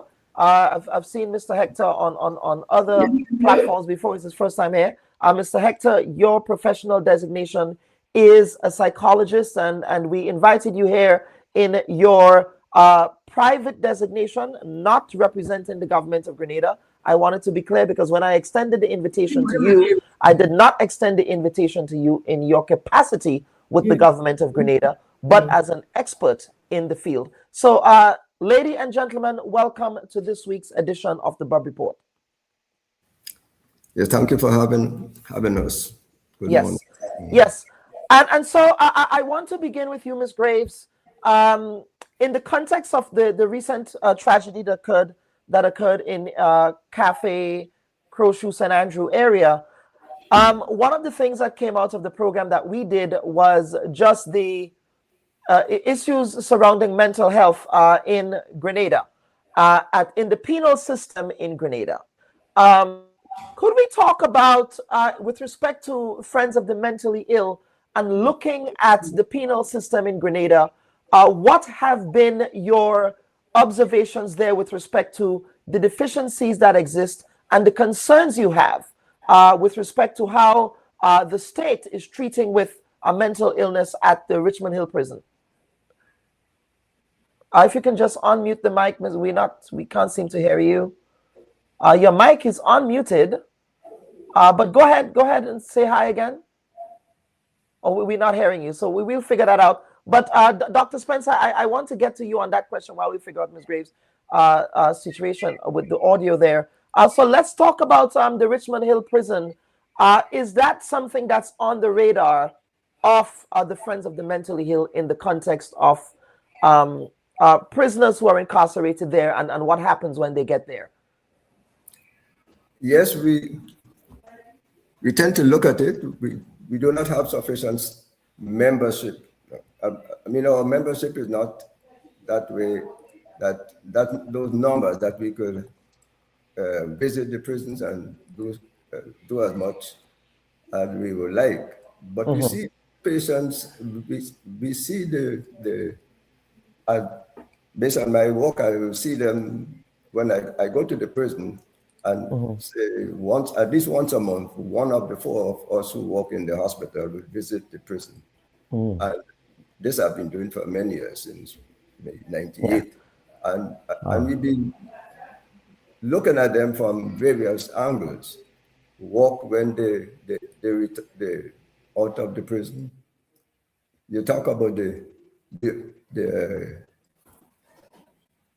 matter of being re-imprisoned, but that is a matter that plagues almost every condition, every individual. People with mental illness, they be hospitalized on several occasions. Persons with diabetes or high blood pressure, we see those hospitalizations. But in the prison, we not only see the psychosis and treat the psychosis. Some youngsters who may be in the prison for non-psychotic issues, they become depressed and they become anxious and maybe even suicidal. So we try as much as we can to fill in those instances. Dr. Spencer, I want to engage you further there. What is the remit of the hospital system in Grenada with respect to treating with the issue of mentally ill offenders at the Richmond Hill prison? Is it only a question of care, or also is it a question of rehabilitation? Is rehabilitation informed in that equation? So, for example, someone like yourself goes there and you assess if a particular inmate does that assessment now form a part of the process by which a decision is made on the inmate's duration of sentence? No. Okay. The patients, when we meet them, they're already sentenced. Yes. Yeah, no, I'm aware of that, but the prison has a methodology in place for sentence reduction following rehabilitation. Okay. Yes. So it is in that context in which I'm speaking. No, we don't have that. That is not a part of it. We will talk to the nurse and the counselors. There are counselors who are part of the prison system, and they will perform that task about having the sentence reduced. But sentences are reduced if the patients, if the prisoners themselves behave in a non-aggressive manner, non-violent manner. They are able to walk. They are able to socialize well with the other prisoners. They may get a reduction in their sentence. But I don't think we have ever made a case for somebody's. Right. So it's not a case where you have to submit a report. So you see a patient who might be on track for early release or whatever the case might be. You are not obligated to submit a report to the prison on that person's status. No. Okay, so that does not exist. Okay, so I want to see if we can get Ms. Graves again. Ms. Graves, if you can say hello to us, if you can hear you now. No, we still can't seem to hear you. But me and my producer will be figuring that out shortly here. But in the meantime, Mr. Hector, welcome to the Bubb Report, sir. Of course, as I articulated, I want to get your first reaction to obviously what occurred in Crowshoe, in Cafe, in the context of mental health, because that was one of the major takeaways and one of the variables that came out of all of this. I suppose I think what I'm trying to ask is that something, of course, we know that mental health is a very taboo subject in Grenadian society. We don't like to talk about it. We treat our lone mental institution as sort of a castaway, right? And people who go there, we shame them, right? The pink house is viewed derisively in Grenadian society. So I really want us to establish that context first, and then go into a conversation about mental health in the context of especially folks who find themselves within the criminal justice system. Thank you, Dr. Bubb. It is indeed my pleasure to be on this program for the first time. Yes, absolutely. To respond to the question you just asked, we must always approach this with balance and evidence. So, for example, when I'm asked, what do you think of what transpired there? At face value, at a glance, I may be able to say, for example, there's a clear indication of poor impulse control, perhaps a history of violence, but I would not be able to specifically suggest that there is a mental illness, for example. As a matter of fact, violence is rarely caused by mental illness alone. It's typically a result of multiple interacting factors. Multiple factors, absolutely. Right? Substance abuse, history of violence, the social environment, access to weapons, with poor impulse control, of course, being among those. And if there is a mental illness, then a lack of treatment. So at a glance, I would propose I'm seeing poor impulse control, but at face value, we cannot answer. Yeah, absolutely, because of course, and as a psychologist, we don't. I learned that you don't diagnose people from afar. But I think the reason why my framing of this really has to do in the context, and I don't want to belabor the point on the offender here, but in the context of gender-based violence in Grenada, especially rape, yes? And is that something that when we have conversations about mental illness, in the context of rape, for example, does that fall under that banner as well? And how do psychologists see that?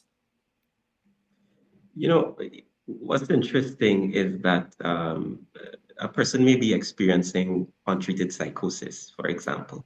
Okay. And let's imagine that this they're having, let's say, persecutory delusions where they feel like they have this need to defend themselves. You are likely to see aggression, violence in a case such as this. You know, but when it comes to rape, that is so multidimensional, because a person is making a decision, right? We're not talking about just inflicting harm on a person here. We're talking about specifically deciding to use a person to fulfill one's sexual desires, to trap that person, to overpower that person and take advantage of them. I think the concern of the court has been largely whether or not, especially in the case where this involves underage, both male and females, is whether or not these gentlemen have pedophilic tendencies, when in fact it has largely been indicated that these are more crimes of opportunity and a lack of self-control as they present themselves. So it's a lack of self-control, you're saying. But that seems to be a very tight rope there. Now, in determining what would be a pedophilic tendency versus impulse control. No, and that, thank you for inserting that, because yes. In order to conclude, so for example, I have also done some assessments for the Supreme Court, and I could tell you that of all, when you look at the sexual misconduct, a very, very small percentage of the gentlemen actually possess pedophilic tendencies. I've seen that, and in the case of minors here, a very small percentage are actually, well, pedophilia falls under what we call paraphilic disorders, but in most instances, we have an impulse control issue at play, and I've seen that firsthand. Now, so you reference here that, and of course we're just waiting on to see if Ms. Graves's audio is better. Ms. Graves, I think we can hear you now. I'm hearing somehow. Can you hear me? We can hear you much better now. Yes. Well, I've actually missed quite a lot. Can I ask you to call me Mrs. Greaves so that my husband Mrs. Greaves. Oh, I do apologize. Yes. I do apologize. Yeah. Okay, it's Mrs. Greaves. I thank you for that correction. Thank you so much. But we will get to you shortly. While I continue to engage Mr. Hector here. So, Mr. Hector, so I suspect experts like yourselves, you mentioned that you're called into court sometimes to make assessments. Who makes that determination? Is it the client, the attorney would make representation on behalf of the client, or is it that the state or the prosecution would also make representation to have you there? How does that work? So what happens is, because there is a recognition that mental health issues can actually have an impact on criminal behavior. Most times you have judges actually, having seen a person before them, request that in order to make a judgment, that an assessment is done. But it's important for me to insert that substance abuse, right?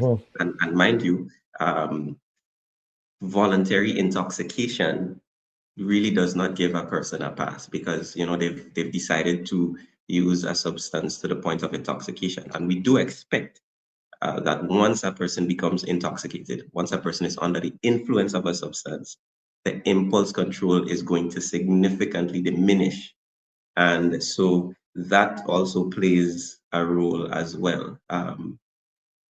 Even when it comes to violence in general, a lot of the guys who behave violently do in fact have substance use issues, whether alcohol and other substances that they may be using. So that the use of substances obviously will have some mental implications, and that is a significant theme as well. So what I hear you saying here, sir, is that, again, one just cannot point to perhaps one, I suppose, psychiatric variable, right? You're mentioning environment here. You're mentioning other factors, right? Other factors external to what might be happening in the mind here. And I'm glad that you brought up substance abuse. Is in the context of Grenada, that is a major issue. Now, I don't know what level of research has been done, or whether or not you can speak anecdotally to what you've been seeing in respect of matters that come before the court on the question of substance abuse. How much of that is factored into those issues when they go to court? Well, it's definitely factored in, and of course, anecdotally speaking, also, if you tap into the drug secretariat, which exists within the Ministry of Education, they also have research as well.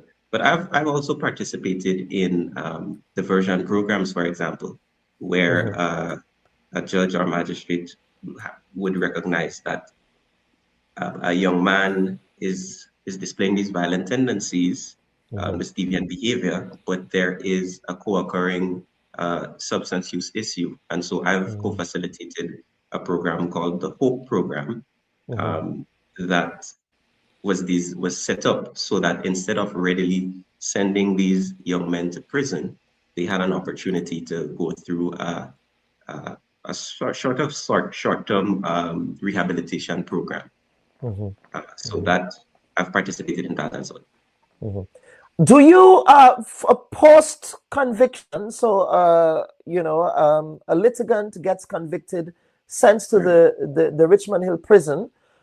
What, of course, we just heard what Dr. Spencer here articulated with respect to, I suppose, the hospital architecture and the role that they play in the hospital capacity and the role that they play in treating patients, prisoners who become mentally ill patients at the Richmond Hill prison. But and then I'll be getting to Mrs. Graves.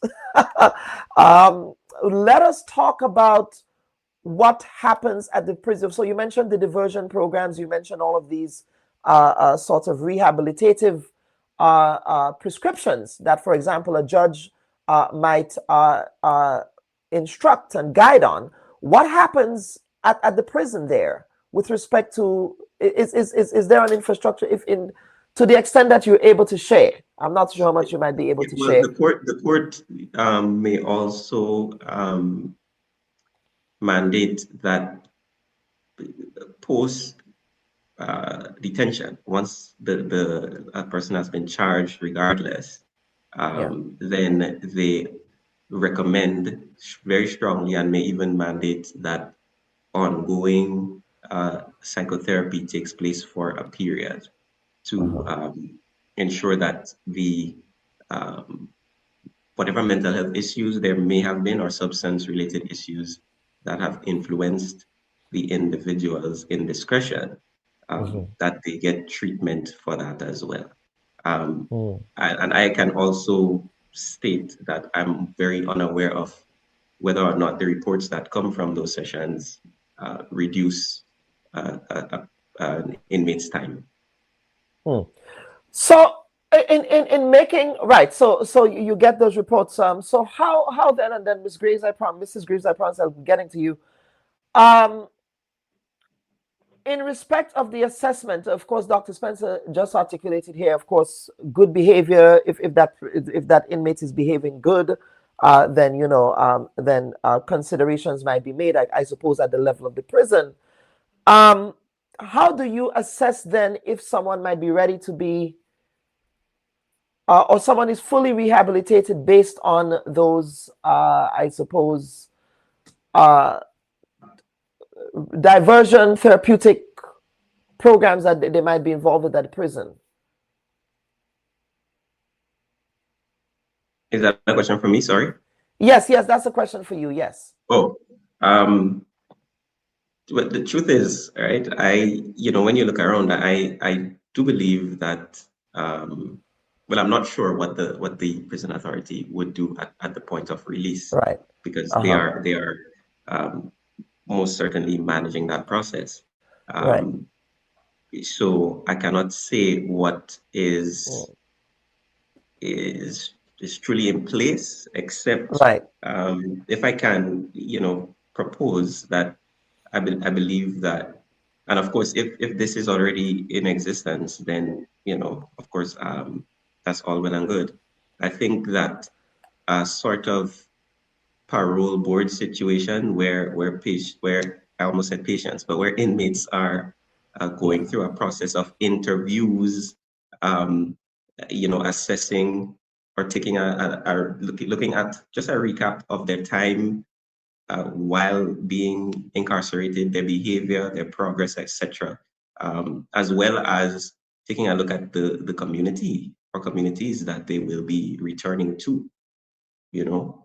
Just looking at a comprehensive type of analysis of their readiness to be returned to society. And I know there may be some legal ramifications that I cannot properly speak to here, but I do think the sort of parole board scenario, if not existing, I believe should be existent from now, and not just in relation to inmates who have mental health challenges, but generally. And Dr. Hector, I will be bringing you back here shortly. But Mrs. Graves, welcome back to the Bubb Report. Again, ma'am, it's always a pleasure having you here. So again, of course, the circumstances are not ideal, but I think it is critical and important to acknowledge the work that people like yourself and Dr. Spencer and Sarana Mitchell and others are doing, and the work that others have been doing as well, but quite frankly, which have not really received the respect and the visibility that it deserves. And I think you must be given your flowers for that work. And you have been on this program several times before. I have conversations with Sarana, and I was having conversations with Mr. Ruggles Ferguson, who wanted to be here as well, but he's traveling this weekend on just, and so that's where we want to start, by having a conversation about the structural challenges to treat with both mental health at the Mount Gay Hospital and at the Richmond Hill Prison. So let us begin there. Okay, so thank you for having us on the program, and Yes. I just want to say I can't, because of the technical problem, I didn't hear what Evelyn said, Dr. Spencer said. So, but in talking about those two facilities, we know that they are both overcrowded. Those two facilities are very overcrowded. So in terms of, we're looking at the treatment for dangerous offenders with a psychiatric issue at Richmond Hill Prison, one would understand, one would think, well, how adequate is that, given that they're in overcrowded situation? You mentioned again about a number of them who are actually experiencing all sorts of psychological issues. We can say, I don't know how effective that would be. No legislation exists. No legislation exists at all. And so what we do have is patients at Mount Gay, and even, I suppose, within the prison system, who would probably look at, what's his name? Josh, Sister Hector was actually referring to, a parole board. We know none exists at all. And these are things which should have been done way back when we looked at the draft report, the draft mental health bill of 2007, 2008, that Ruggles Ferguson would have been involved in writing and putting together. And I understand now there's another draft, but certainly I haven't seen it, and we certainly made a number of recommendations regarding the draft proposal that we looked at, which was in 2009. And one of the things that was said was that there is a need for a facility that separates people with mental health needs versus those who are dangerous to society. The secured mental health facility, as referred to, which would be in section 35, that's of the draft, needs to be adequately staffed with psychological professionals capable of providing mental rehabilitation in patients capable of recovery. Access to consultation with a forensic psychiatrist is also crucial. Now, I don't know what, I know Dr. Spencer and probably the psychiatrist, Dr. Burkhardt, would visit Richmond Hill Prison. But I'm actually, I'm concerned that any treatment that takes place here, I'm not sure how it prepares them to reintegrate into society. And because no parole board exists, no one is able to meet to actually look at all the information that comes together with regards to the safety of themselves, safety of others, and safety of the community where they're coming from. Now, there is no mental health legislation. However, there should be at least procedures in place to ensure that no one is reintegrated back into society who have committed a serious crime and has a psychiatric disorder. There is no treatment plan in place, and that's what we lack here in Grenada. Treatment plans which will support people adequately in the community. And I go back now, we have had time to do something, right? There was a serious incident back at the psychiatric unit. I think it's way back in probably 2015 and 2017, where a patient was sent up there for evaluation. Now, what evaluation after almost killing his mom? Seriously psychotic. What evaluation could take place, right? Which would protect other patients within the facility and this poor gentleman, right? We know what happened. He ended up murdering the patient. He ended up murdering one of the patients there. Sadly, very sadly, the system failed him and it failed the other patient. And it continues. Failure of system continues to destroy family. I have purposely not been following the Mr. Richard case because I'm not well and I'm trying to recover. However, again, it's system failure of people to take things seriously. We just think everything is a joke here.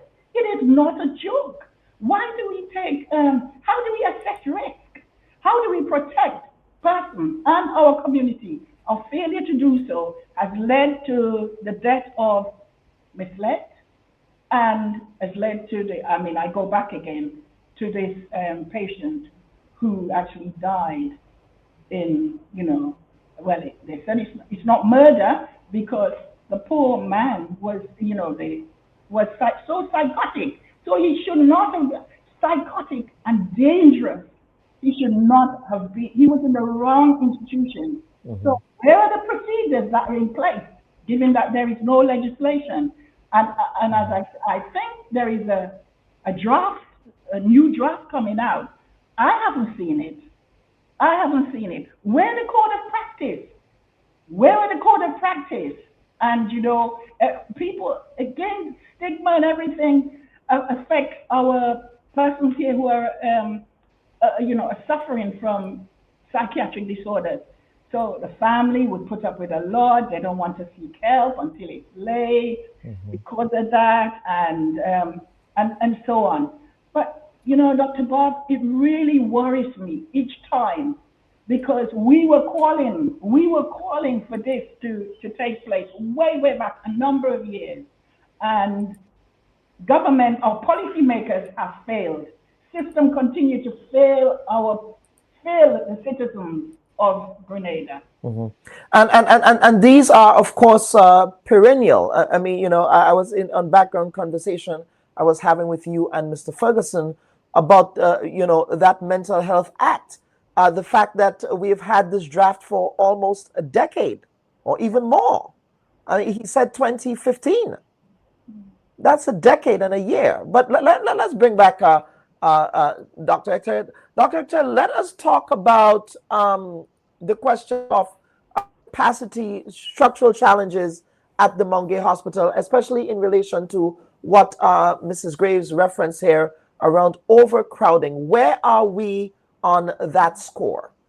Okay, so the psychiatric hospital is the numbers are right now historic because they're at an all-time low, and this really came about due to a more active role of a team from the psychiatric hospital in the community. So beyond the clinics which take place once a month, a team has actually been going out and visiting with patients, especially those who are non-compliant, just to ensure that they do not relapse and become ill again. And so at this time, if you do take a trip to the psychiatric hospital, you would notice that the numbers are significantly low. Granted, there you have seasons of acute episodes, for example, like after the holidays, Christmas time,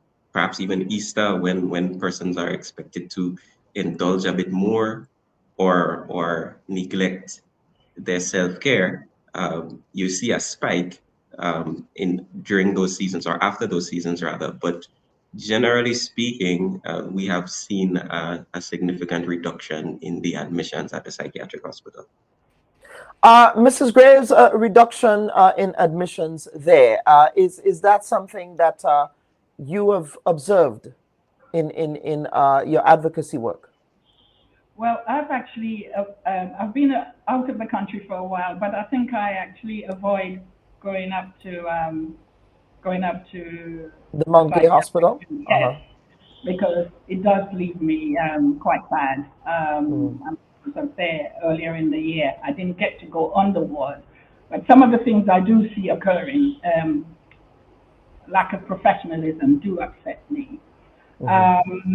And yes, I've heard they've got new beds and things like that. So ensuring that our patients don't sleep on the, sleep on the floor, except those who probably choose to sleep on the floor.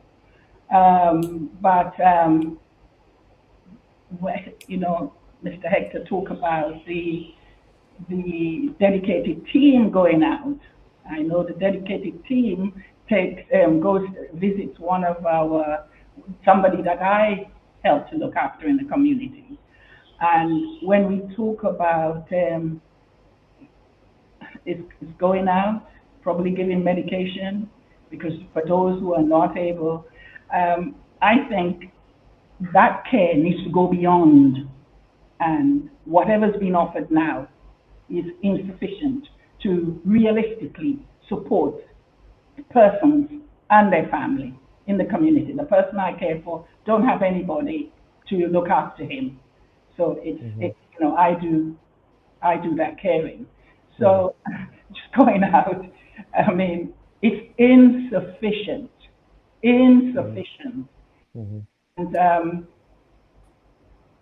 basically, yes, it's good that numbers are low at the moment, and I'm hoping that with way down the line, I don't know when our new state-of-the-art facility will come, where the acute unit, which Radoon is, will be placed and should be placed in the general hospital. We're hoping, so that again is going to free up space at Mungay. We haven't got anything else in the community to help and support the psychiatrically ill patients who and stop this revolving door and to support really stressed families. And families are stressed. There are times I get stressed. I'm not a family member, but I'm a carer. And I see what happens when I'm trying to get help within the system. And I'm thinking, I'm a professional. And I still struggle getting help. I mean, thankfully, the police on occasion has been very helpful. But that care, that outreach that is currently offered is insufficient. So, and I want to bring back Dr. Spencer as well to continue to have a conversation about, you said that community outreach there, Dr. Hector. Could you talk about the scope and nature of sort of the supervised, I suppose this is supervised community outreach.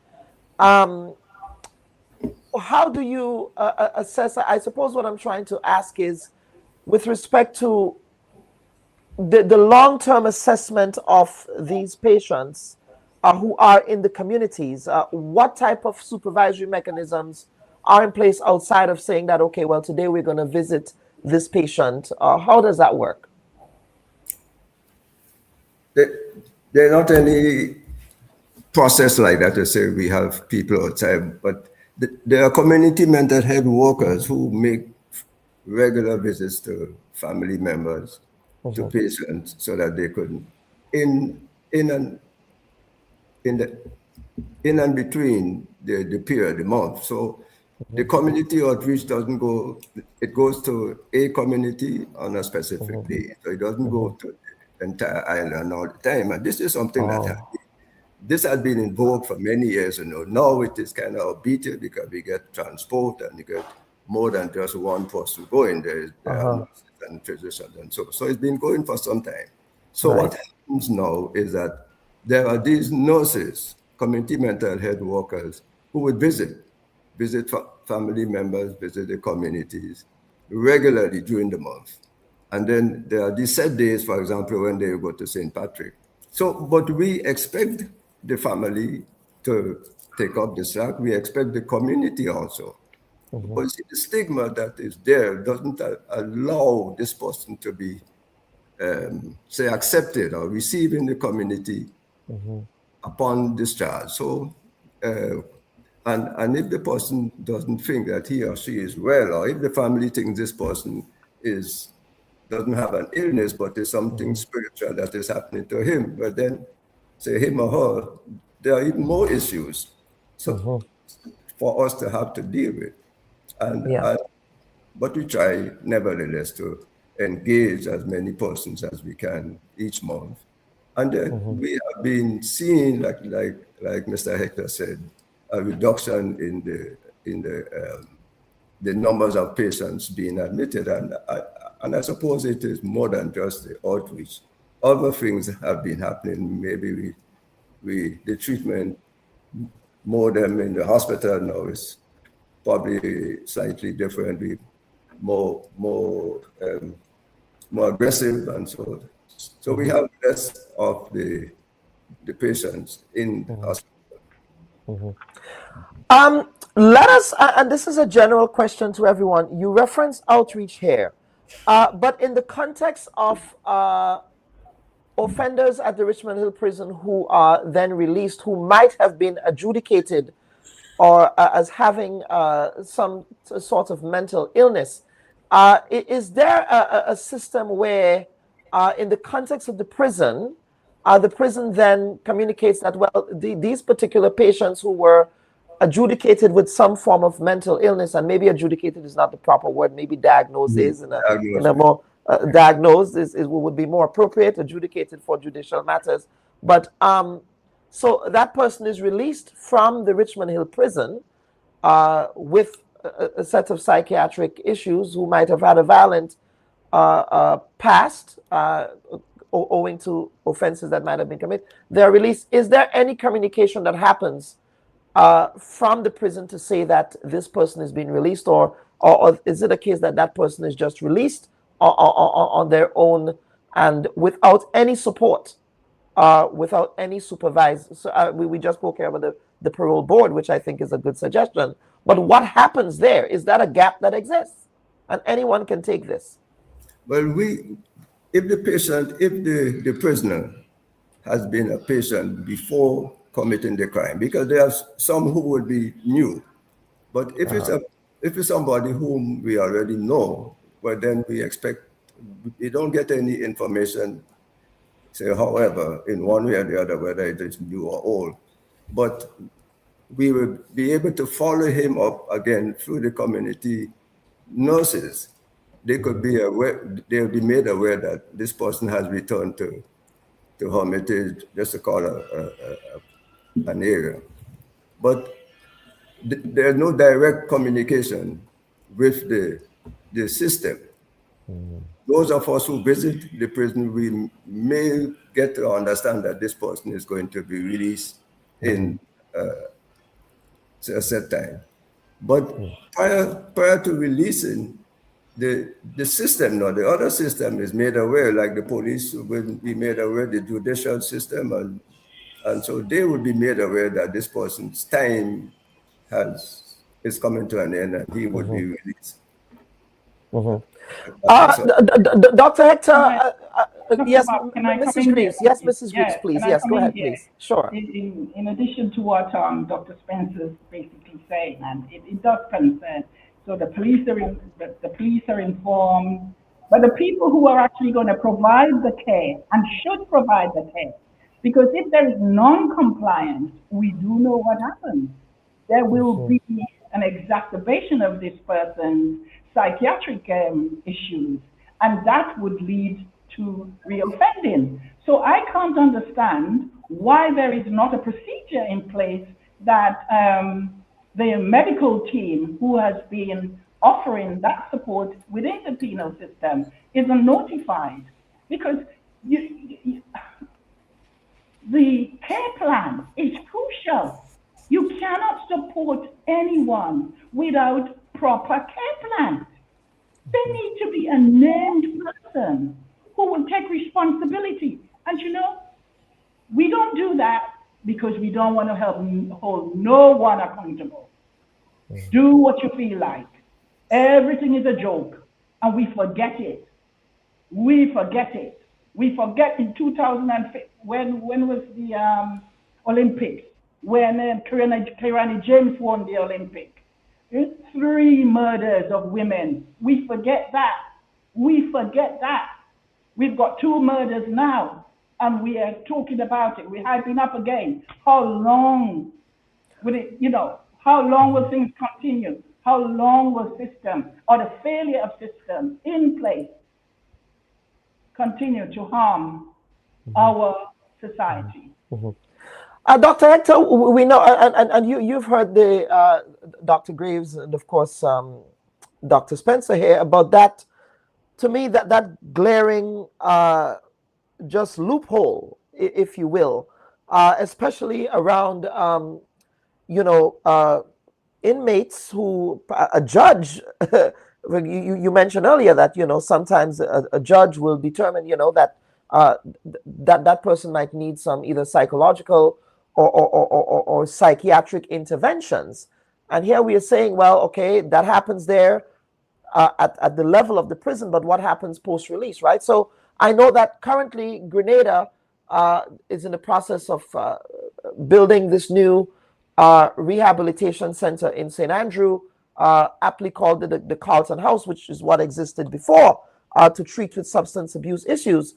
But are you having conversations about, for example, having sort of a halfway house for a specific type of offender who has been diagnosed with particular mental illnesses that, for example, in the case of this gentleman that we're talking about here, the court adjudicated that there are some clear mental health and psychological issues there that needs proper intervention. So the question is, especially in the context of inmates, are considerations being given to having sort of a halfway house for specific violent offenders who the prison says it's time for them to be released, but then they're released into the society with no supervision, and then perhaps they go back to be recidivists again.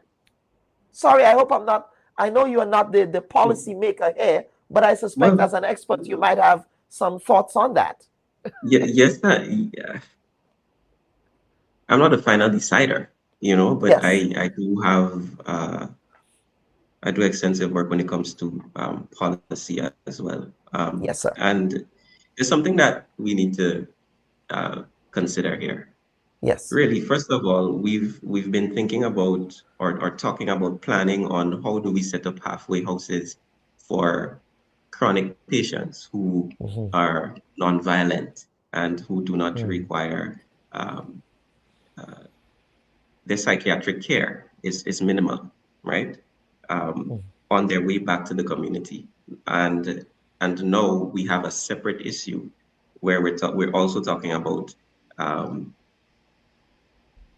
offenders who also have mental illnesses, who cannot be housed similarly to those who are non-violent, which calls for adequate resources as well as the involvement of national security, because such a facility needs to be properly secured, guarded, right? You can't just do this randomly, right? So there are so many things at play here and now. But what all of this is doing, for example, is even as we are closer than before to finalizing the national mental health policy, as of recent, a consideration for inmates, not just those who are mentally ill, but in general, because recidivism, as we may not readily notice, is higher among inmates, sorry to confuse those two, who are not mentally ill, right? Because those who are mentally ill account for a very small percentage, right? Beyond that, we have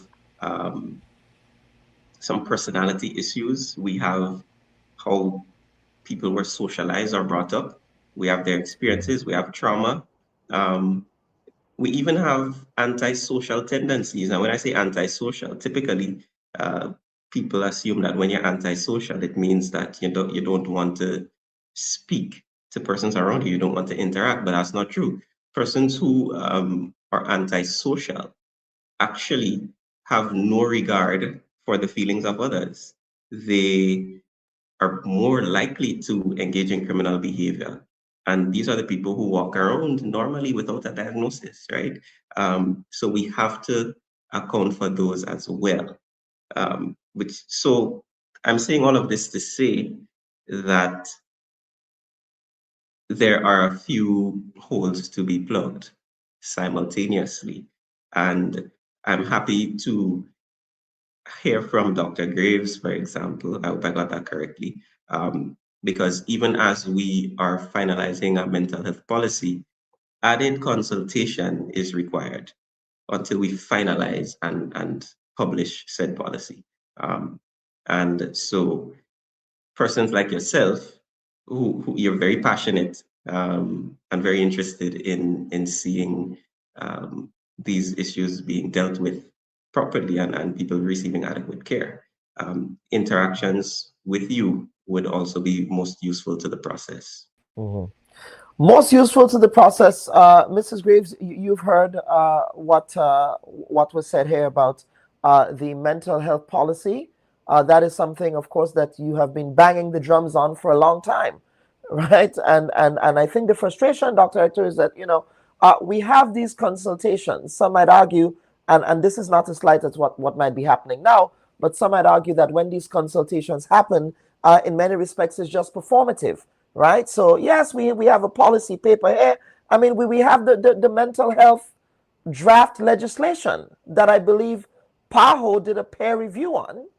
That's a decade, and I suspect updates might be needed to that. So before I get to Mrs. Graves really quickly, have you looked at the, yes, absolutely. Go ahead, please. Sure.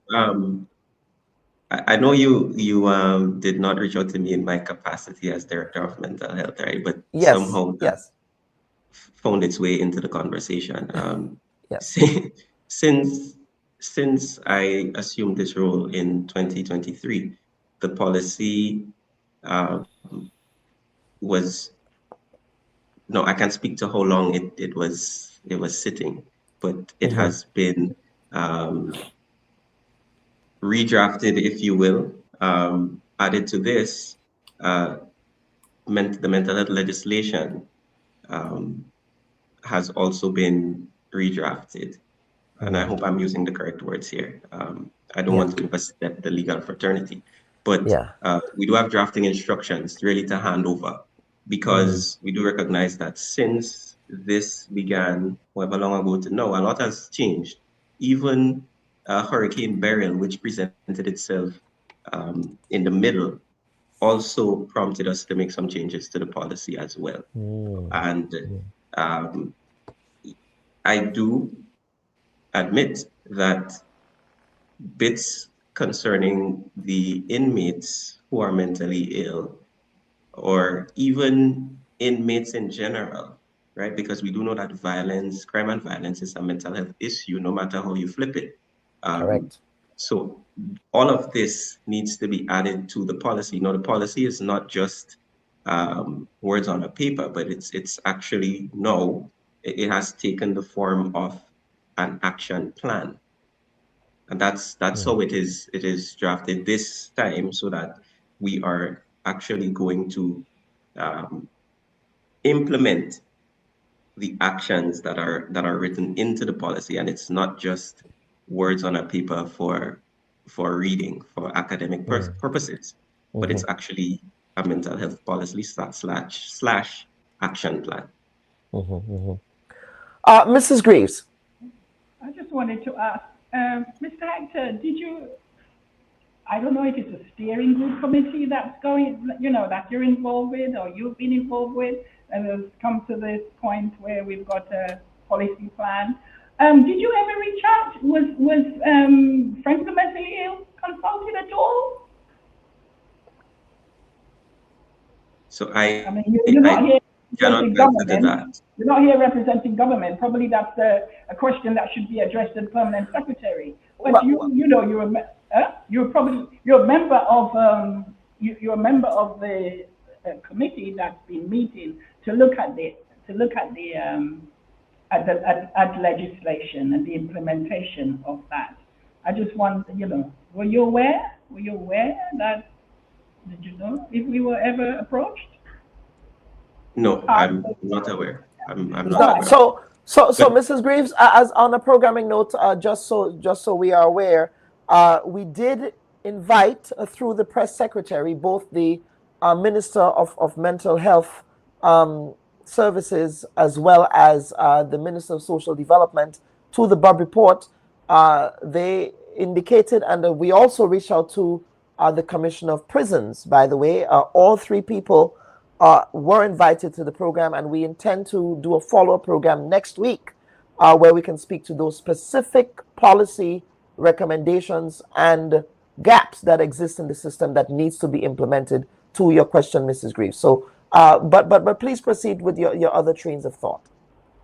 Well, it's I mean, Mr. Hector, it's really, or Dr. Hector, it's really, refreshing to have, to have you and to be able to speak with you. This is the first time actually seeing you. I didn't even know you were involved. You've been involved since 2023. So it's good. I mean, we would actually, for me to actually say more on the draft that has been redrafted, we would need to look at it again carefully and to see whether there's any gaps, because there's always gaps, and it's when people take note of who is speaking, because it's always who we know here in Grenada and who that and who that. So it's whether people take note of what we're actually saying and our recommendation. And Dr. Bobby, it's actually good that you're actually going to get the Minister for Mental Health. I mean, because the whole issue of this, not only this draft, but when this recent administration came into office, there's a big hype about changes, and we haven't actually seen it materialize. The people who are suffering are those who have a psychiatric disorder and their families mostly, right? And I don't know how long they can continue to wait for proper legislation to come into place. And even though while we're waiting, things could be put in place to actually reduce some of the stress, reduce some of the heartache that are currently occurring. To our society is one that will continue to stigmatize. It is those people as if they're not part of, they're not our brothers and sisters here they're not citizens of Grenada. They don't deserve to be treated with dignity and respect. And we may have a facility that's not adequate. However, good care should always prevail here and in the community. I believe we can still do more. I can say yes, there are things that need to be done, but I know personally, I take personal responsibility to say, look, this is what I can do. This is and I do try to do it so we can have a more inclusive, a just society here in Grenada. Our, people who are, and this whole divide between physical and mental illness shouldn't really exist. I mean, there should be more resources being poured into mental health, given that people, there is no health without mental health. It's quite proven. Dr. Spencer could have touched on that earlier on. There's no health. So money, more resources need to be put. Community, we know it's not cheap. And yeah, Dr. Spencer talked about the family. Oh my gosh, a lot of the family are stressed beyond. And as I said, stigma prevents them from seeking help early. When did they go for an intervention?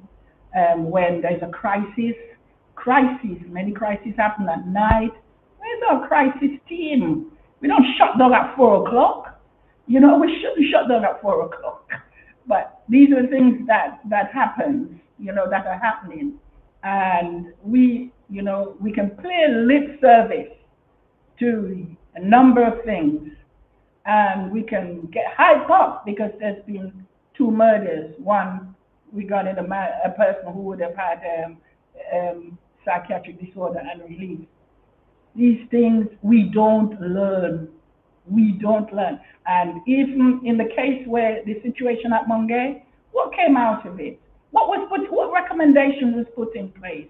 Because if there was, I'm saying what happened with regards to Mr. Richard might not happen. I'm not God, I'm just saying.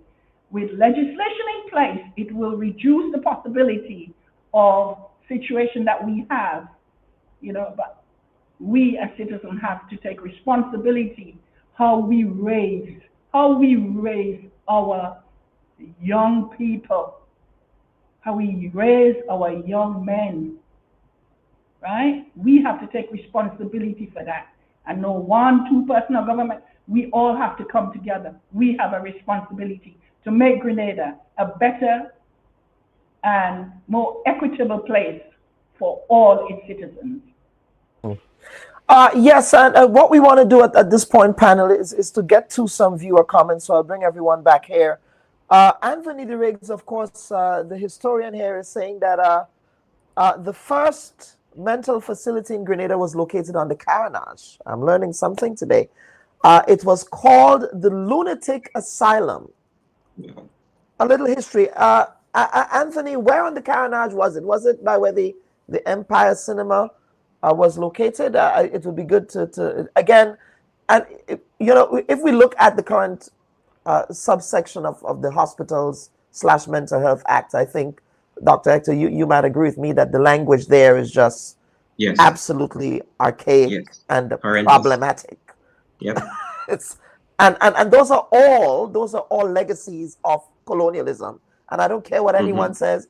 I don't care for the Queen. I don't care for the royal family. I don't care for any of the British, whatever it is. I don't care for any of that. But these are all colonial legacies that we are grappling with today. I just thought I need to say that. Carlton Williams is saying, people battling mental health issues will never get treatment. They don't get therapy because I suspect he's saying that people who may not want to come forward for treatment, they don't get therapy because in Grenada, a lot of people still don't believe in that. So what do you think happens then? It builds up, it explodes, and afterwards everyone is acting shocked. I want to get the panelists' thoughts on this viewer comment. Sure. Sure. So, Dr. Bubb, I started practicing psychology in Grenada in 2016.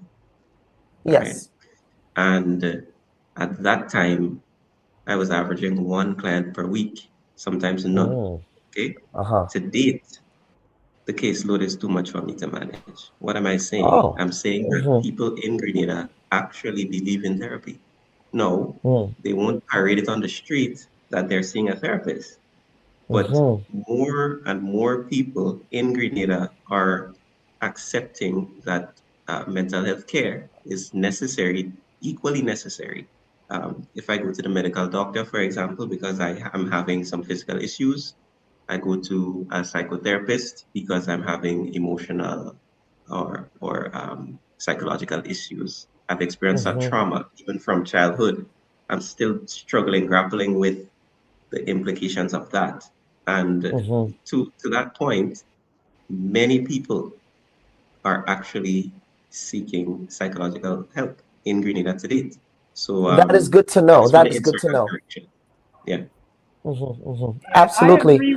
Yes, go ahead, Mrs. Graves. Yes, please. Yeah, I was just saying I would agree with what Mr. Hector actually said, because as an independent person who is offering such a service, I would agree the uptake now is much more than higher than it actually used to be. People that they may be being referred from their workplace and so on. But yes, it's improved. It's actually improving, but it's also costly, and not many people will be able to. So, Dr. Hector, I suppose this is a call to action for young Grenadians who might be interested in careers to get into your line of work, right?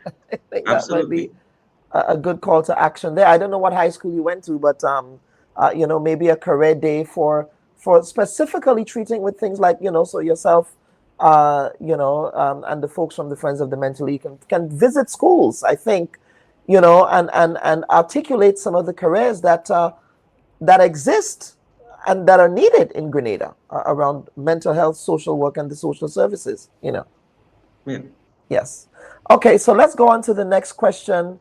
Penelope Gelno is asking, what about people like Edwin of Laborie, who is still missing from his alleged escape from the hospital more than a week ago? His life matters too. He clearly has some mental health issues. I'm not a psychologist. I'm very careful to not diagnose people from afar, which cannot be resolved as a prisoner at the Richmond Hill prison. But I think the bigger point here is, again, treatment. Dr. Spencer, you want to take that question up? Because I think the bigger question here is, does the prison have the capacity to treat with these mental health issues? And so should we be having inmates at the prison who have mental health issues? If you can, yes, go ahead, sir.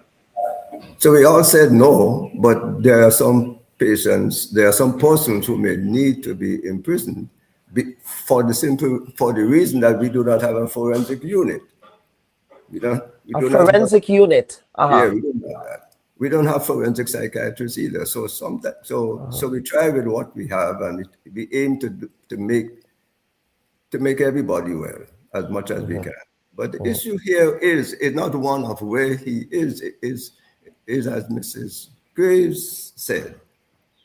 We do not learn. I remember many years ago, a prisoner came down from the prison, somebody who was violent, and he came with one officer. And luckily, that officer could have taken care of himself, because the guy would have killed him and might have run amok of the place. And so thereafter, he made a call, and many officers came, and they did what they should have done. Like with this man, he's going to the hospital. Does the prison officer who accompanied him and the policeman who is outside of the hospital gate, are they aware of this man? What is his risk? He's going to the toilet. That's what I was told. I was told he went to the toilet, or he asked to go to the toilet, and then made his escape. So did the officer go there, check the toilet? What first? Can he escape from there?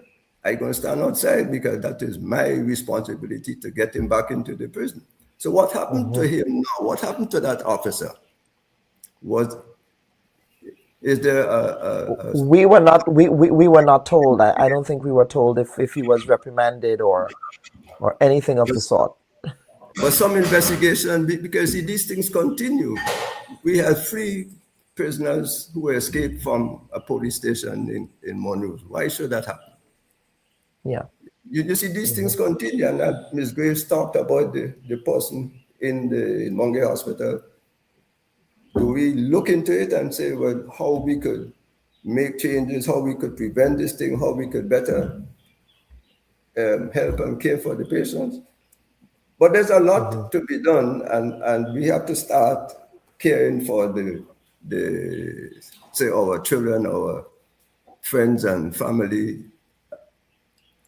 I always say from in the womb, because we need to ensure that this person who is coming out of that womb is biopsychosocial state is healthy. Yes? Are all pathologies combined in one institution? There was a home for alcoholics, which we did, the Carlton home. How can the Monge facility support all pathologies? Well, the patients who come there when they come acutely ill. So we have to, we hydrate, we get them stable, so that they can then get counseling. The counseling session is started in the hospital, and the patient is subsequently discharged with the intention that he or she is going, because you can't rehabilitate me if I do not want to. So the issue is started, the treatment is started there. You are given the opportunity once you are well enough to be discharged to come to the hospital if you so like to have the rehabilitation being done there, or else you could go to a couple places in St. George's where fellow substance users who are now, as they say, recovering, can assist with this person's recovery.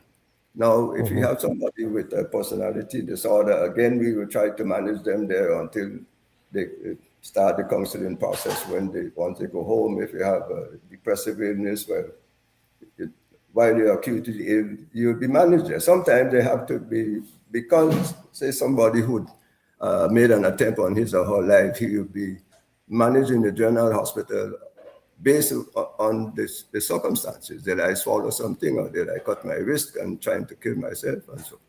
And so we will then attend to the person there. But if there are psychotic symptoms or other symptoms, then we treat you in the hospital until such time that you can be discharged. We know it's not the best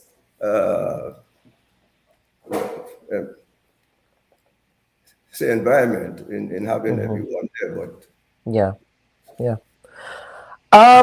And we will get to one, and of course, Sarana Mitchell, who is on the live, is also saying it was called the Mad Yard. That's the facility on the Carnage, and the French first used it for their soldiers. Interesting, very interesting. The stigma may be because there the conflation between mental health and mental illness. Dr. Hector, I'm sure that is something that, again, we really have to unpack as a society, right? Okay. Because So, if you tell somebody that you're depressed or you want to go up in the pink house, that would be the response colloquially. I'm just saying what people would say. I'm not, but okay, so go ahead. So first, let me just quickly help people understand where stigma is coming from. Stigma literally means a mark of disdain that we place on a specific group for a specific reason.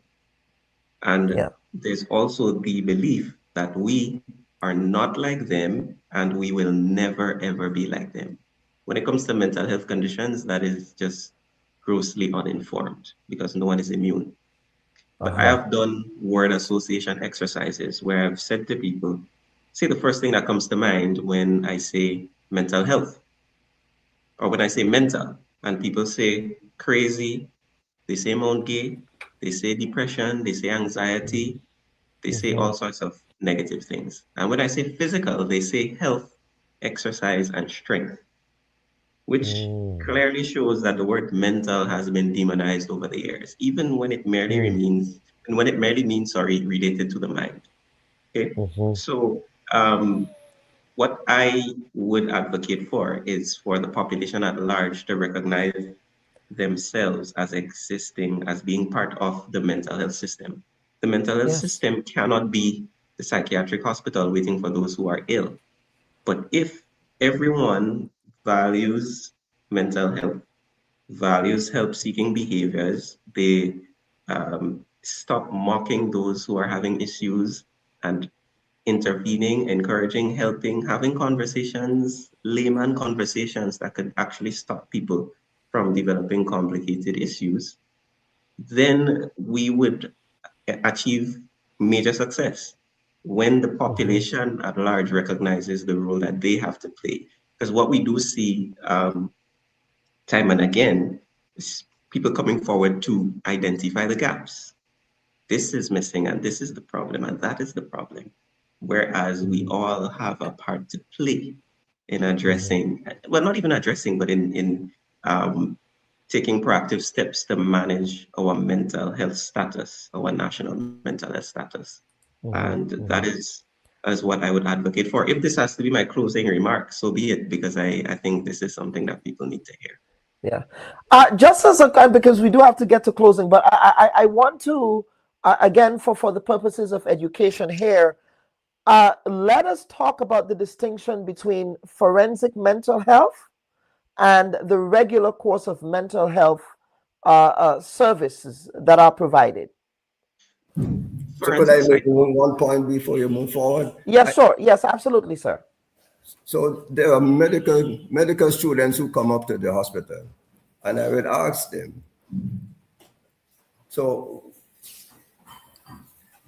well, I would say to them that the white coat does not make you different from the other persons around you. We have to opt out of the thinking of the way we look at mental illness, as Dr. Hector is saying. We have to opt out of that thinking that mental illness affects a certain type of persons, and rather than I trying to be in charge of my mental health, trying to exercise, trying to eat well, trying to have good social network and so on. And the other point is that we, I don't know how many, but we have to, because we have to look at the biopsychosocial state of this infant, we have to ensure that we make good choices prior to that. Prior to getting pregnant, that we would plan and want the product of say, the offspring that is going to come to us. So we're going to, in the womb, the mother will do all these things, the other parent will do, and not just wait until somebody gets at that stage in their life, in late teens or late 20s, and the diagnosed with a mental illness, to start running around trying to deny that this is what is happening. Thank you. Yeah, so Dr. Hector, I'll get back to you on the distinction between the, I suppose, the forensic side of things and just the, I don't know what others, regular courses. I don't think that would be an appropriate, but please, yes. Okay, so forensic psychology is actually a discipline. It's a branch of psychology, quite like you have organizational psychology. Forensic psychology is where the legal system, or where the law and psychology interacts, and the application of psychological principles to the legal system. So it provides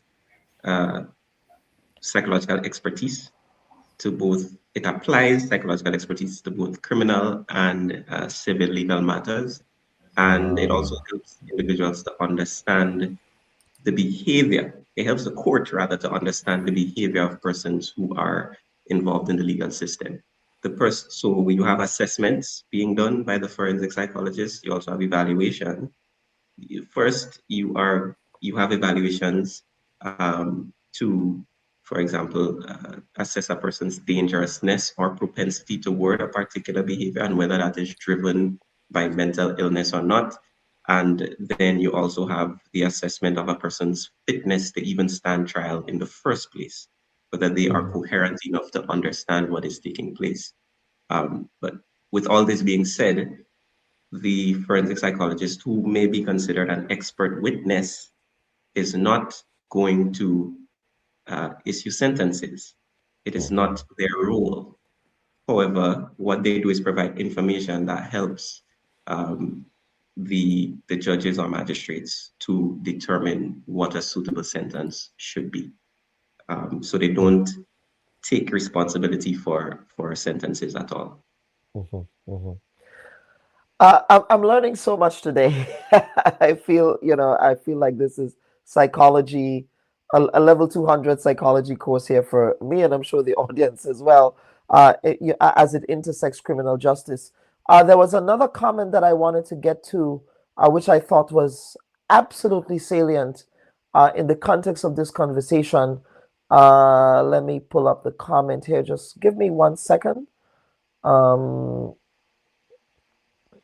Let's see here. Where is it? There we go. All right. So Brenda Lee Johnson is saying, thank you for Dr. Bubb for being a constant on the topic of mental health in Grenada. While the issue surrounding this is weighed and found wanting, a lot has been happening. More people seeking help, and the conversation is expanding. What needs to happen more is highlighting the progress along with identifying the areas that need improvement. I think that's a fair and balanced way of thinking about it. But lady and gentlemen, this has been a very exhaustive, very important conversation. And again, Dr. Hector, I will be speaking to you on background again, because if there is, you articulated that proposal is that proposal public? That's the current mental health reform proposal public? Not yet. Or is it? It's not yet. When will it be? Yet. Yes, go ahead. Not yet. Because all the internal consultations must be taken care of primarily, and then we have national consultations where people can add their voice as well, so that we ensure that we're addressing the needs of the nation. Okay, Mrs. Greaves, I will go over to you for some closing comments. And again, thank you for being flexible. And whenever we call on the Friends of the Mentally Ill, you make yourselves available, because I think the work that you're doing is so critical and so important for bringing public awareness, and for bringing public awareness around efforts of destigmatization as well. And I'm glad to hear, as Dr. Hector said, there are people who coming forward, I'm not ashamed to say it, I go to my therapist. I have a therapist, I use my therapist, and I think of my mental health in the same way that I think about if I get a cut or a bruise or a sprain of the ankle or something like that. It's a similar thing for me. That's how I see it. So, Mrs. Graves, I'll go over to you for some closing comments. Are you able to hear me? Yes, yes. Okay, Yes. right. I just wanted to touch on something that Dr. Hector mentioned when he was talking about forensic and comprehensive analysis. And one of the concerns I have is, having information available, not only data, but for example, in assessing dangerousness, if the police don't refuse to charge or keep record of someone who probably inflicted a wound or on someone else, if those things, because they're saying, oh, he's mad, he's this, if we don't have those information, we'll never be able to have a proper, comprehensive analysis of what is actually taking place with that person. And, I think it seems that there is a gap here in Grenada. We don't have any forensic specialists. Yeah. Okay. Yeah, absolutely. Is that when the criminal records are requested for the person to be assessed, they generally actually have that available to provide. But if they don't keep a record, if these things are not documented and records being kept, because what I do remember in the UK, working in the UK, is that these things happen. They decide, oh, we're not keeping a record of that. I mean, I don't see any difference happening here in Grenada. I would say things is not documented and kept. Yeah, absolutely. Absolutely, Mrs. Greaves. Thank you. Dr. Spencer, I will go over to you, sir, for some closing comments. Oh, Lord. Yes, go ahead, sir. Well, we said quite a lot here today, and I hope that what Dr. Hector is saying comes to fruition soon. I pray that we will be able to, like you say, go to the schools. This is something we as the Friends of the Mentally Ill, the schools, the churches, the community centers, we visited over the years, but most of us in there. So we need to continue to talk about this, and we need to ensure that persons, as we all know, would get involved early with their mental health, very early. Absolutely. And take it from there, because it's not a separate entity. Mental health is not different from physical health. It's one. Correct. It's one and the same in many respects. No, it is. Yeah. And if it's not mentally healthy, if you're not mentally healthy and you have diabetes, you could probably function well. But mentally ill with diabetes, you're no end of trouble. Yeah. Depression comes along and other things come. Absolutely. All right. Let's get to Dr. Hector on your maiden appearance on the Bubb Report. I hope you didn't feel too intimidated, sir. And I do apologize. Please, if any of my line of questioning was ill-informed, again, it comes from a place of ignorance. And for me, it's just a matter of learning. Again, I try to stay in my lane. And my lane is media, communications, critical media theory, public relations, all of that. And you're the expert here. And so thank you for all of the expertise that you were able to bring to bear on the conversation today. So over to you, sir, for some closing comments. Well, my closing comments would be pointed specifically at mental health and not so much the ills of society. And that is mental health refers to our emotional, psychological, and social well-being. And I say this to say that we can do our best to work on our mental health personally and privately, but this is going to be communicated or expressed in community. And we must definitely stop pointing fingers at those who are diagnosed or hospitalized, because those of us who cannot function socially, those of us who are always in quarrels and fights and chaos, we're actually displaying signs of mental health issues. I'm not saying mental illness. Let's make sure we have that correct.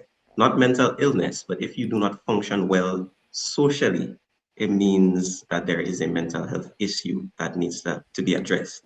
And I just trust that all of us take our own mental health very seriously. We put an end to stigma, because none of us are immune to mental health challenges or even diagnoses. It's really time that we begin to, we have to hold hands on this matter nationwide to ensure that we care for each other. If we do not get this right, we are not going to be a society that is mentally well.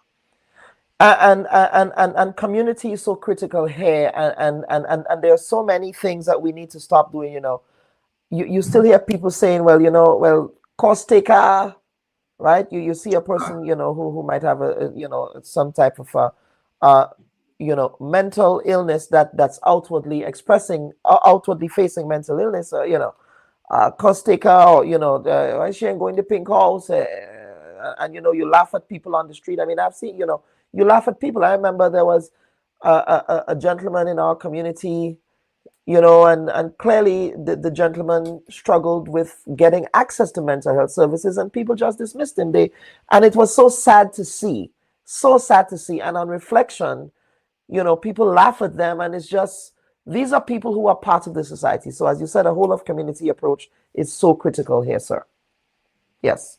So Nubian is saying, we needed this informative conversation. Much thanks to you, Dr. Bubb. Rosemary Welch is saying, I wish to thank Dr. Bubb and his panel for such a needed, important information on mental health for the public and the patients. Ernesto Jose saying the same thing.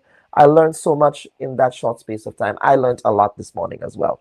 So can I insert one call to action here? Absolutely. Yes, sir. The trend of paying persons who are addicted to drugs to do silly things on the street, it is abusive. They cannot help themselves, and it's a complete violation of their human rights. And so I just want to challenge us as a society to stop recording people who are mentally ill or addicted to substances and asking them to do funny, silly things that the average person would not do just in exchange for $1 or $2. I just want to call us to stop this, because it is beyond abusive. Yeah. No, it is. It absolutely is abusive. You are correct. Ladies and gentlemen, thank you so much for appearing on the Bubb Report this week. Viewers and listeners, what we want to do now is to get to our final segment of this week's program. Of course, the community of Tivoli in St. Andrew was thrown into mourning last week following the homicide that occurred there of another young woman, Tereshel Sebastian.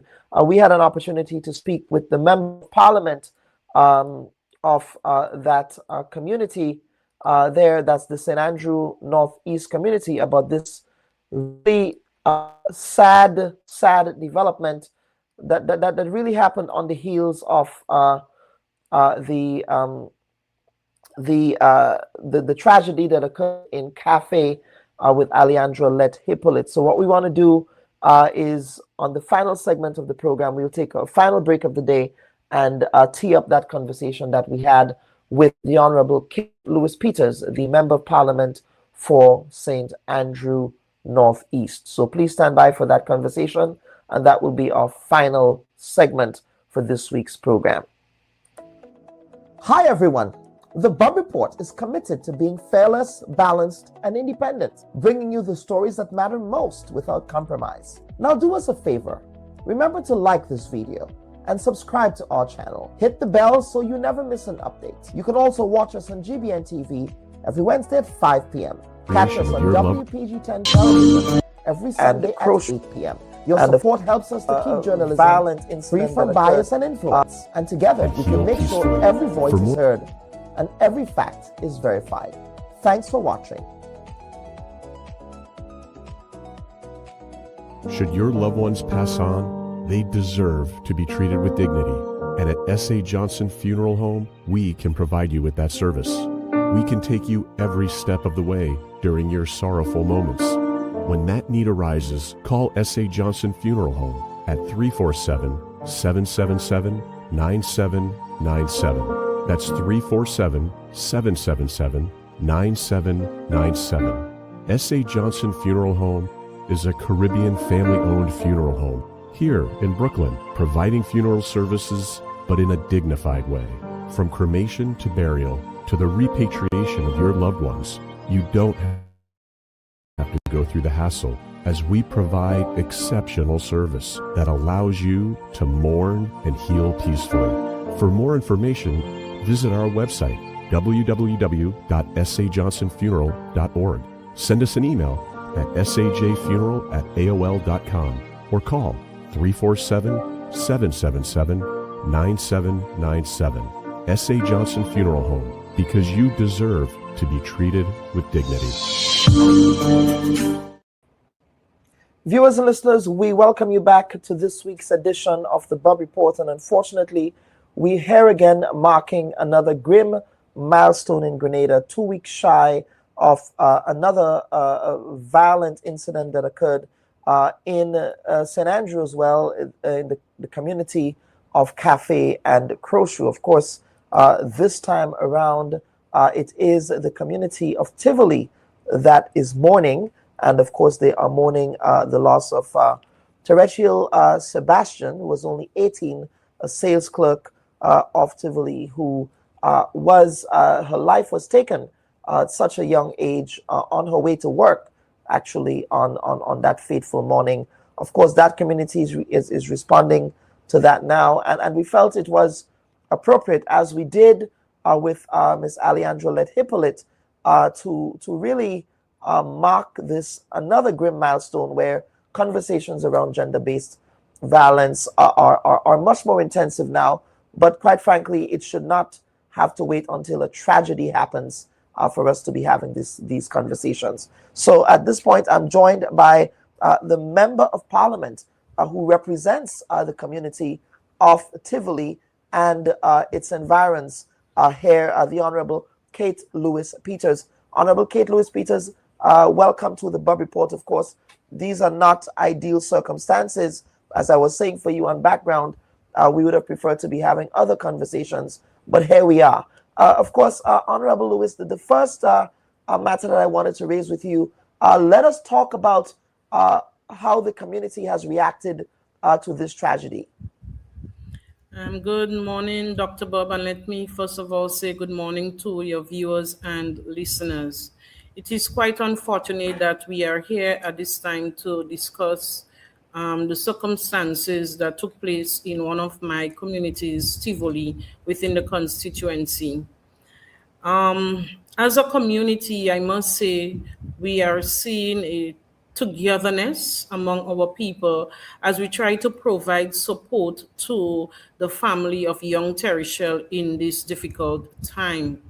We are seeing that people are coming together. On the night of the incident, a vigil was organized. A vigil was organized, and there were attendance from people of all walks of life throughout our country. And there was strong representation by members of the community, the young, the old, the middle-aged. They showed up.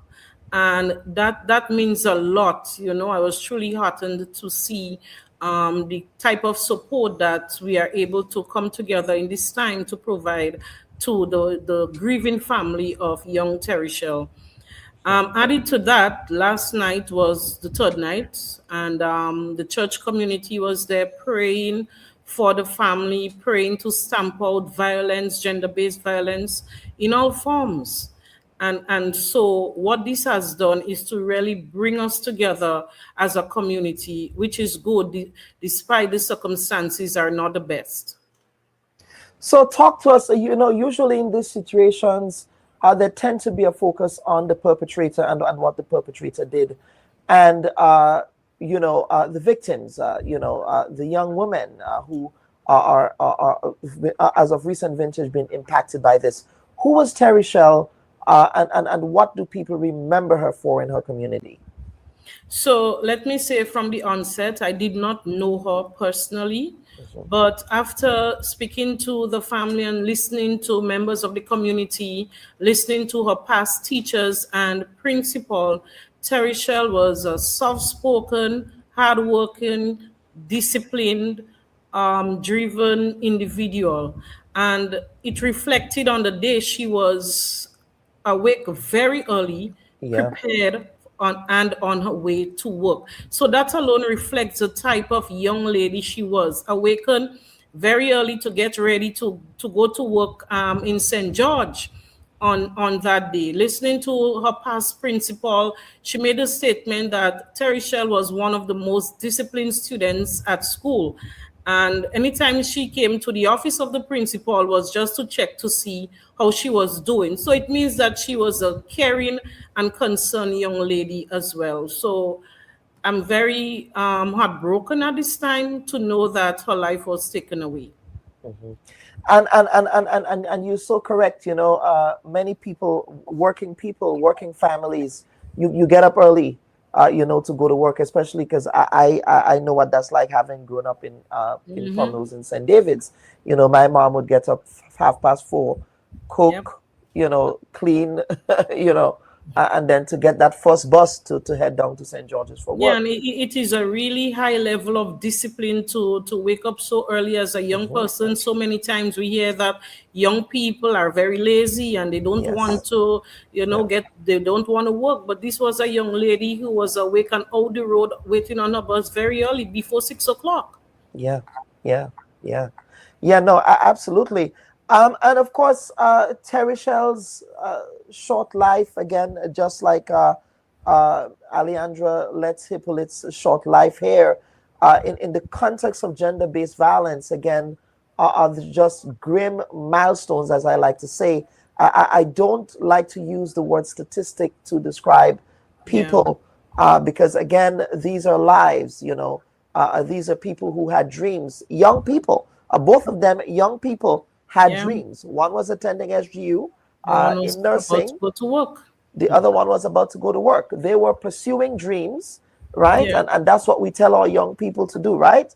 To get a job and to be responsible and to have their independence.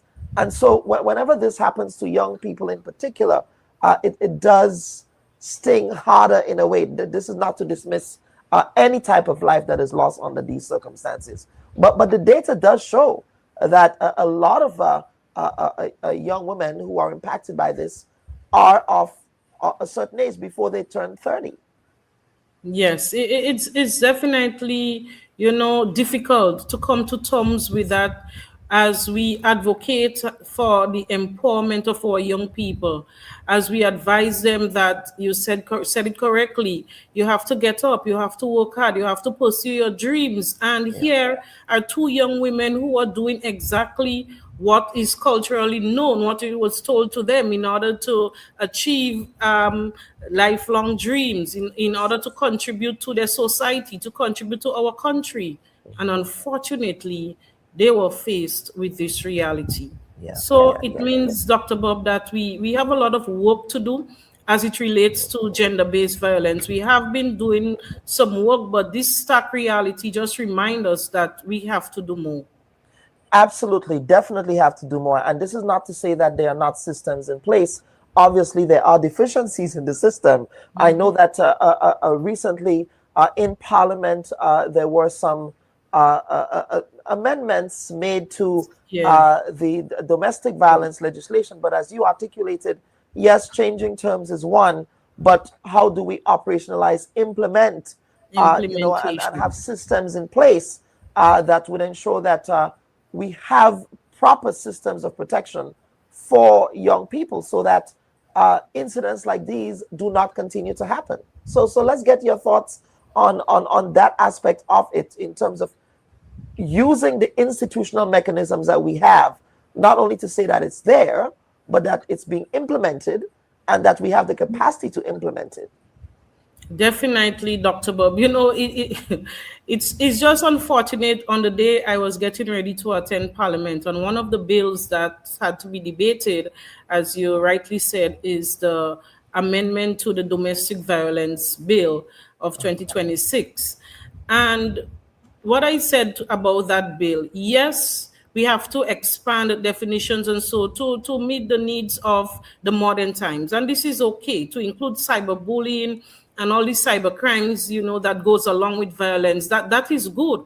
But here we are faced with recent issues coming on the heels of, the gruesome murder of Alexandra Lett.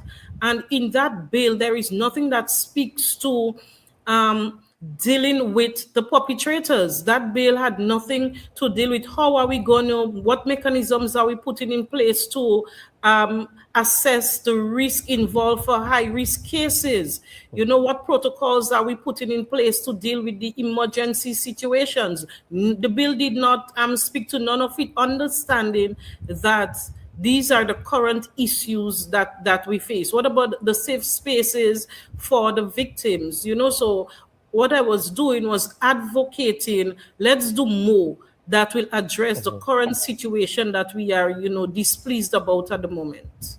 And a couple other variables to that. One has to do, of course, with redefining rape as we know it. There was a very brilliant young man on our program last week, and and a young woman on the program. And one of the things that they articulated was that our definition of rape perhaps needs to be expanded in order that the courts can then account for all forms of gender-based violence, right? So that's one of the areas. And of course, the other variable here has to do with the sex offenders registry. Now, I know that the previous administration did some work, but I think there's also frustration that those two things, of course, the redefinition, the sex offenders registry or lack thereof, as well as how we think about prison sentencing and what happens when an offender like that goes behind bars. And of course, there's also the mental health aspect of it. So many facets. So let us talk about your thoughts about improving those things or strengthening those areas so that at least there is some measure of protection. Obviously, one might not be able to capture all incidents that may occur, but at least, hopefully those changes might be able to reduce those impacts. Yes, so I did not see the program with the young man you are referring to, but I saw a clip of that program on your page. I think it was shared yesterday or the day before. Correct. He was speaking about the definition of rape as being carnal knowledge, and that would of a woman. So the definition, the old definition, legal term carnal knowledge, basically looked at sexual intercourse without consent on a woman. But as a result of that, I went to review what was the updated definition of rape, and I noticed there was an amendment to the act that redefined it to cater for the modern definition that includes both gender. So there has been an updated definition to include both gender, of course. As time goes by, we have to keep redefining because the bill also states that the maximum penalty for rape is 30 years. But of course, if there is a maximum penalty for rape as 30 years, what is guiding the sentencing?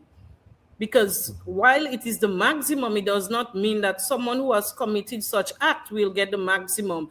And that's even if what happens during that period as to what was alleged happened with the young man that committed the crime against Alexandra, he was given the maximum sentence. However, he was out way before that time. So way before, what is it that is guiding those decisions, and what measures we have to put in place as legislators to ensure that these things does not happen, and then it goes, like you spoke about the sex offenders registry.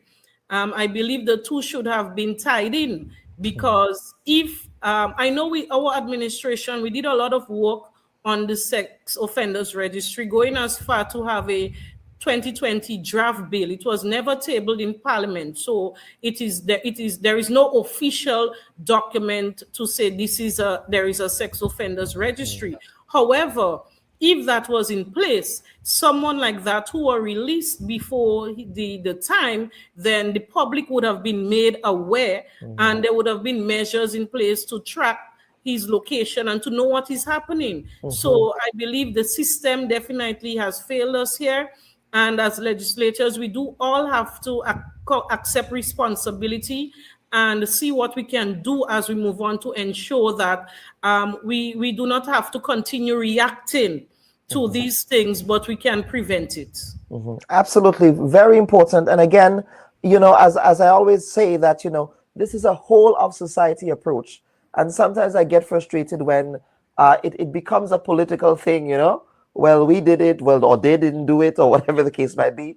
At the end of the day, when someone is engaging in domestic violence or gender-based violence, they're not saying, well, I'm doing this because of my political stripes or whatever the case might be. So, and as you said, individual, which I heard was that, what are we doing in our homes? Yeah. Yes. What are we doing with our families, right? And I think that is also critical. So I want you to pick up on that, and then we'll get to closing comments. Okay, definitely. You see, there are some issues that cannot be politicized. And when you have issues such as domestic violence that can affect any and everyone, no matter which party you love or support, this is an issue where we have to stand together as Grenadians, forgetting our party lines. And every facet of society must ensure that we play our part. I call on the parents in the homes, the communities, the churches, the NGOs. We all have a responsibility to take care of our young men and women. The education system, we have to look at it. We need to ensure that we can have a value-based system in school that teaches our young men, our young boys and girls respect for each other, teaches them about how to create healthy relationships, what they can do. And in the community, again, last night at the third night, I spoke to the community. I said, we have to go back to the days when we looked out for each other, looked out for our neighbors. So if you spot any issue of something is wrong with an individual, we can tap into it early before it gets out of control. So basically, that's my stance at this time. And as the member of parliament, as a community member, as a resident of this constituency, I'm prepared to play my part as well, to advocate for what should be done and to be a part of the solution. So as I said, we need to honor the memories of Terry Shell, of course, and young Alexandra Lett, to ensure that we protect the next person and it does not happen again. And you mentioned something there that I wholeheartedly agree with and relate to. When I attended primary school, if I did something wrong in primary school, I get licks at the school, and before I reach home, everybody in the village knew what I did, and then I get a second share at home, right? But the point of it was the village, it was the community. And the community raised the looked children. out for you. Yes, you know what I mean? And if the community saw that somebody was trying to inflict harm on you, then the community would stop that person. Definitely. I think over the years we have lost that community togetherness. Heartened to see the togetherness and unity shown at this time as we provide support to the grieving families. But what happens a few weeks down the line? What happens thereafter? How are we going to maintain that togetherness where each one look out for another? We are our brothers and sisters, our neighbors' keeper. We have to put measures in place. We have to continue advocating, not only in these difficult times, but it should be part of our culture. It should be part of our norm to always be on the lookout for each other. Let's get back to that time. We grew up understanding and knowing it, as you rightly said, Dr. Bubb. And this is a time where our young children should feel that level of, safety among their own peers within the community. Absolutely. Honorable Kate Lewis Peters, any final comments before we get to the next segment? Yes, I just want to say that, it is a difficult situation as a nation. We are all thrown into mourning at this time. I do call on all the organizations, institutions. Let's all play our part to ensure that we can, totally eradicate violence in all forms in our communities, within the parishes, within the country on a whole. Whatever we can do, the church, as I said, the NGOs, the education system, policy makers, and let's ensure that there is enough measures in place to prevent another of this type of situation, and we don't have to continue reacting. Absolutely. Honorable Kate Lewis-Peters, thank you so much for appearing on the Bubb Report this week. And again, may Terry Shell's memory be a blessing, and may she rest in peace. Definitely. May her soul rest in peace. Thank you, Dr. Bubb. Absolutely. Viewers and listeners, that was a conversation with the Member of Parliament for St. Andrew Northeast. Of course, that is the community where Terry Shell Sebastian is from, in the Tivoli area. And of course, we know that there was a candlelight vigil held in which the MP attended. There was also the third night that was also held. And of course, the ongoing legal proceeding also unfolded on Friday at the Grenville courthouse there. So that is a story that we're following. And of course, in the next segment, we are going to continue this conversation where we will be discussing the mental health aspect of all of these gender-based violence issues and incidents that continue to plague Grenadian society. So please stand by for that conversation. Hi, everyone. The Bubb Report is committed to being fearless, balanced, and independent, bringing you the stories that matter most without compromise. Now do us a favor. Remember to like this video and subscribe to our channel. Hit the bell so you never miss an update. You can also watch us on GBN TV every Wednesday at 5 p.m. Catch us on WPG10 television every Sunday at 8 p.m. Your support helps us to keep journalism free from bias and influence. And together, we can make sure every voice is heard and every fact is verified. Thanks for watching.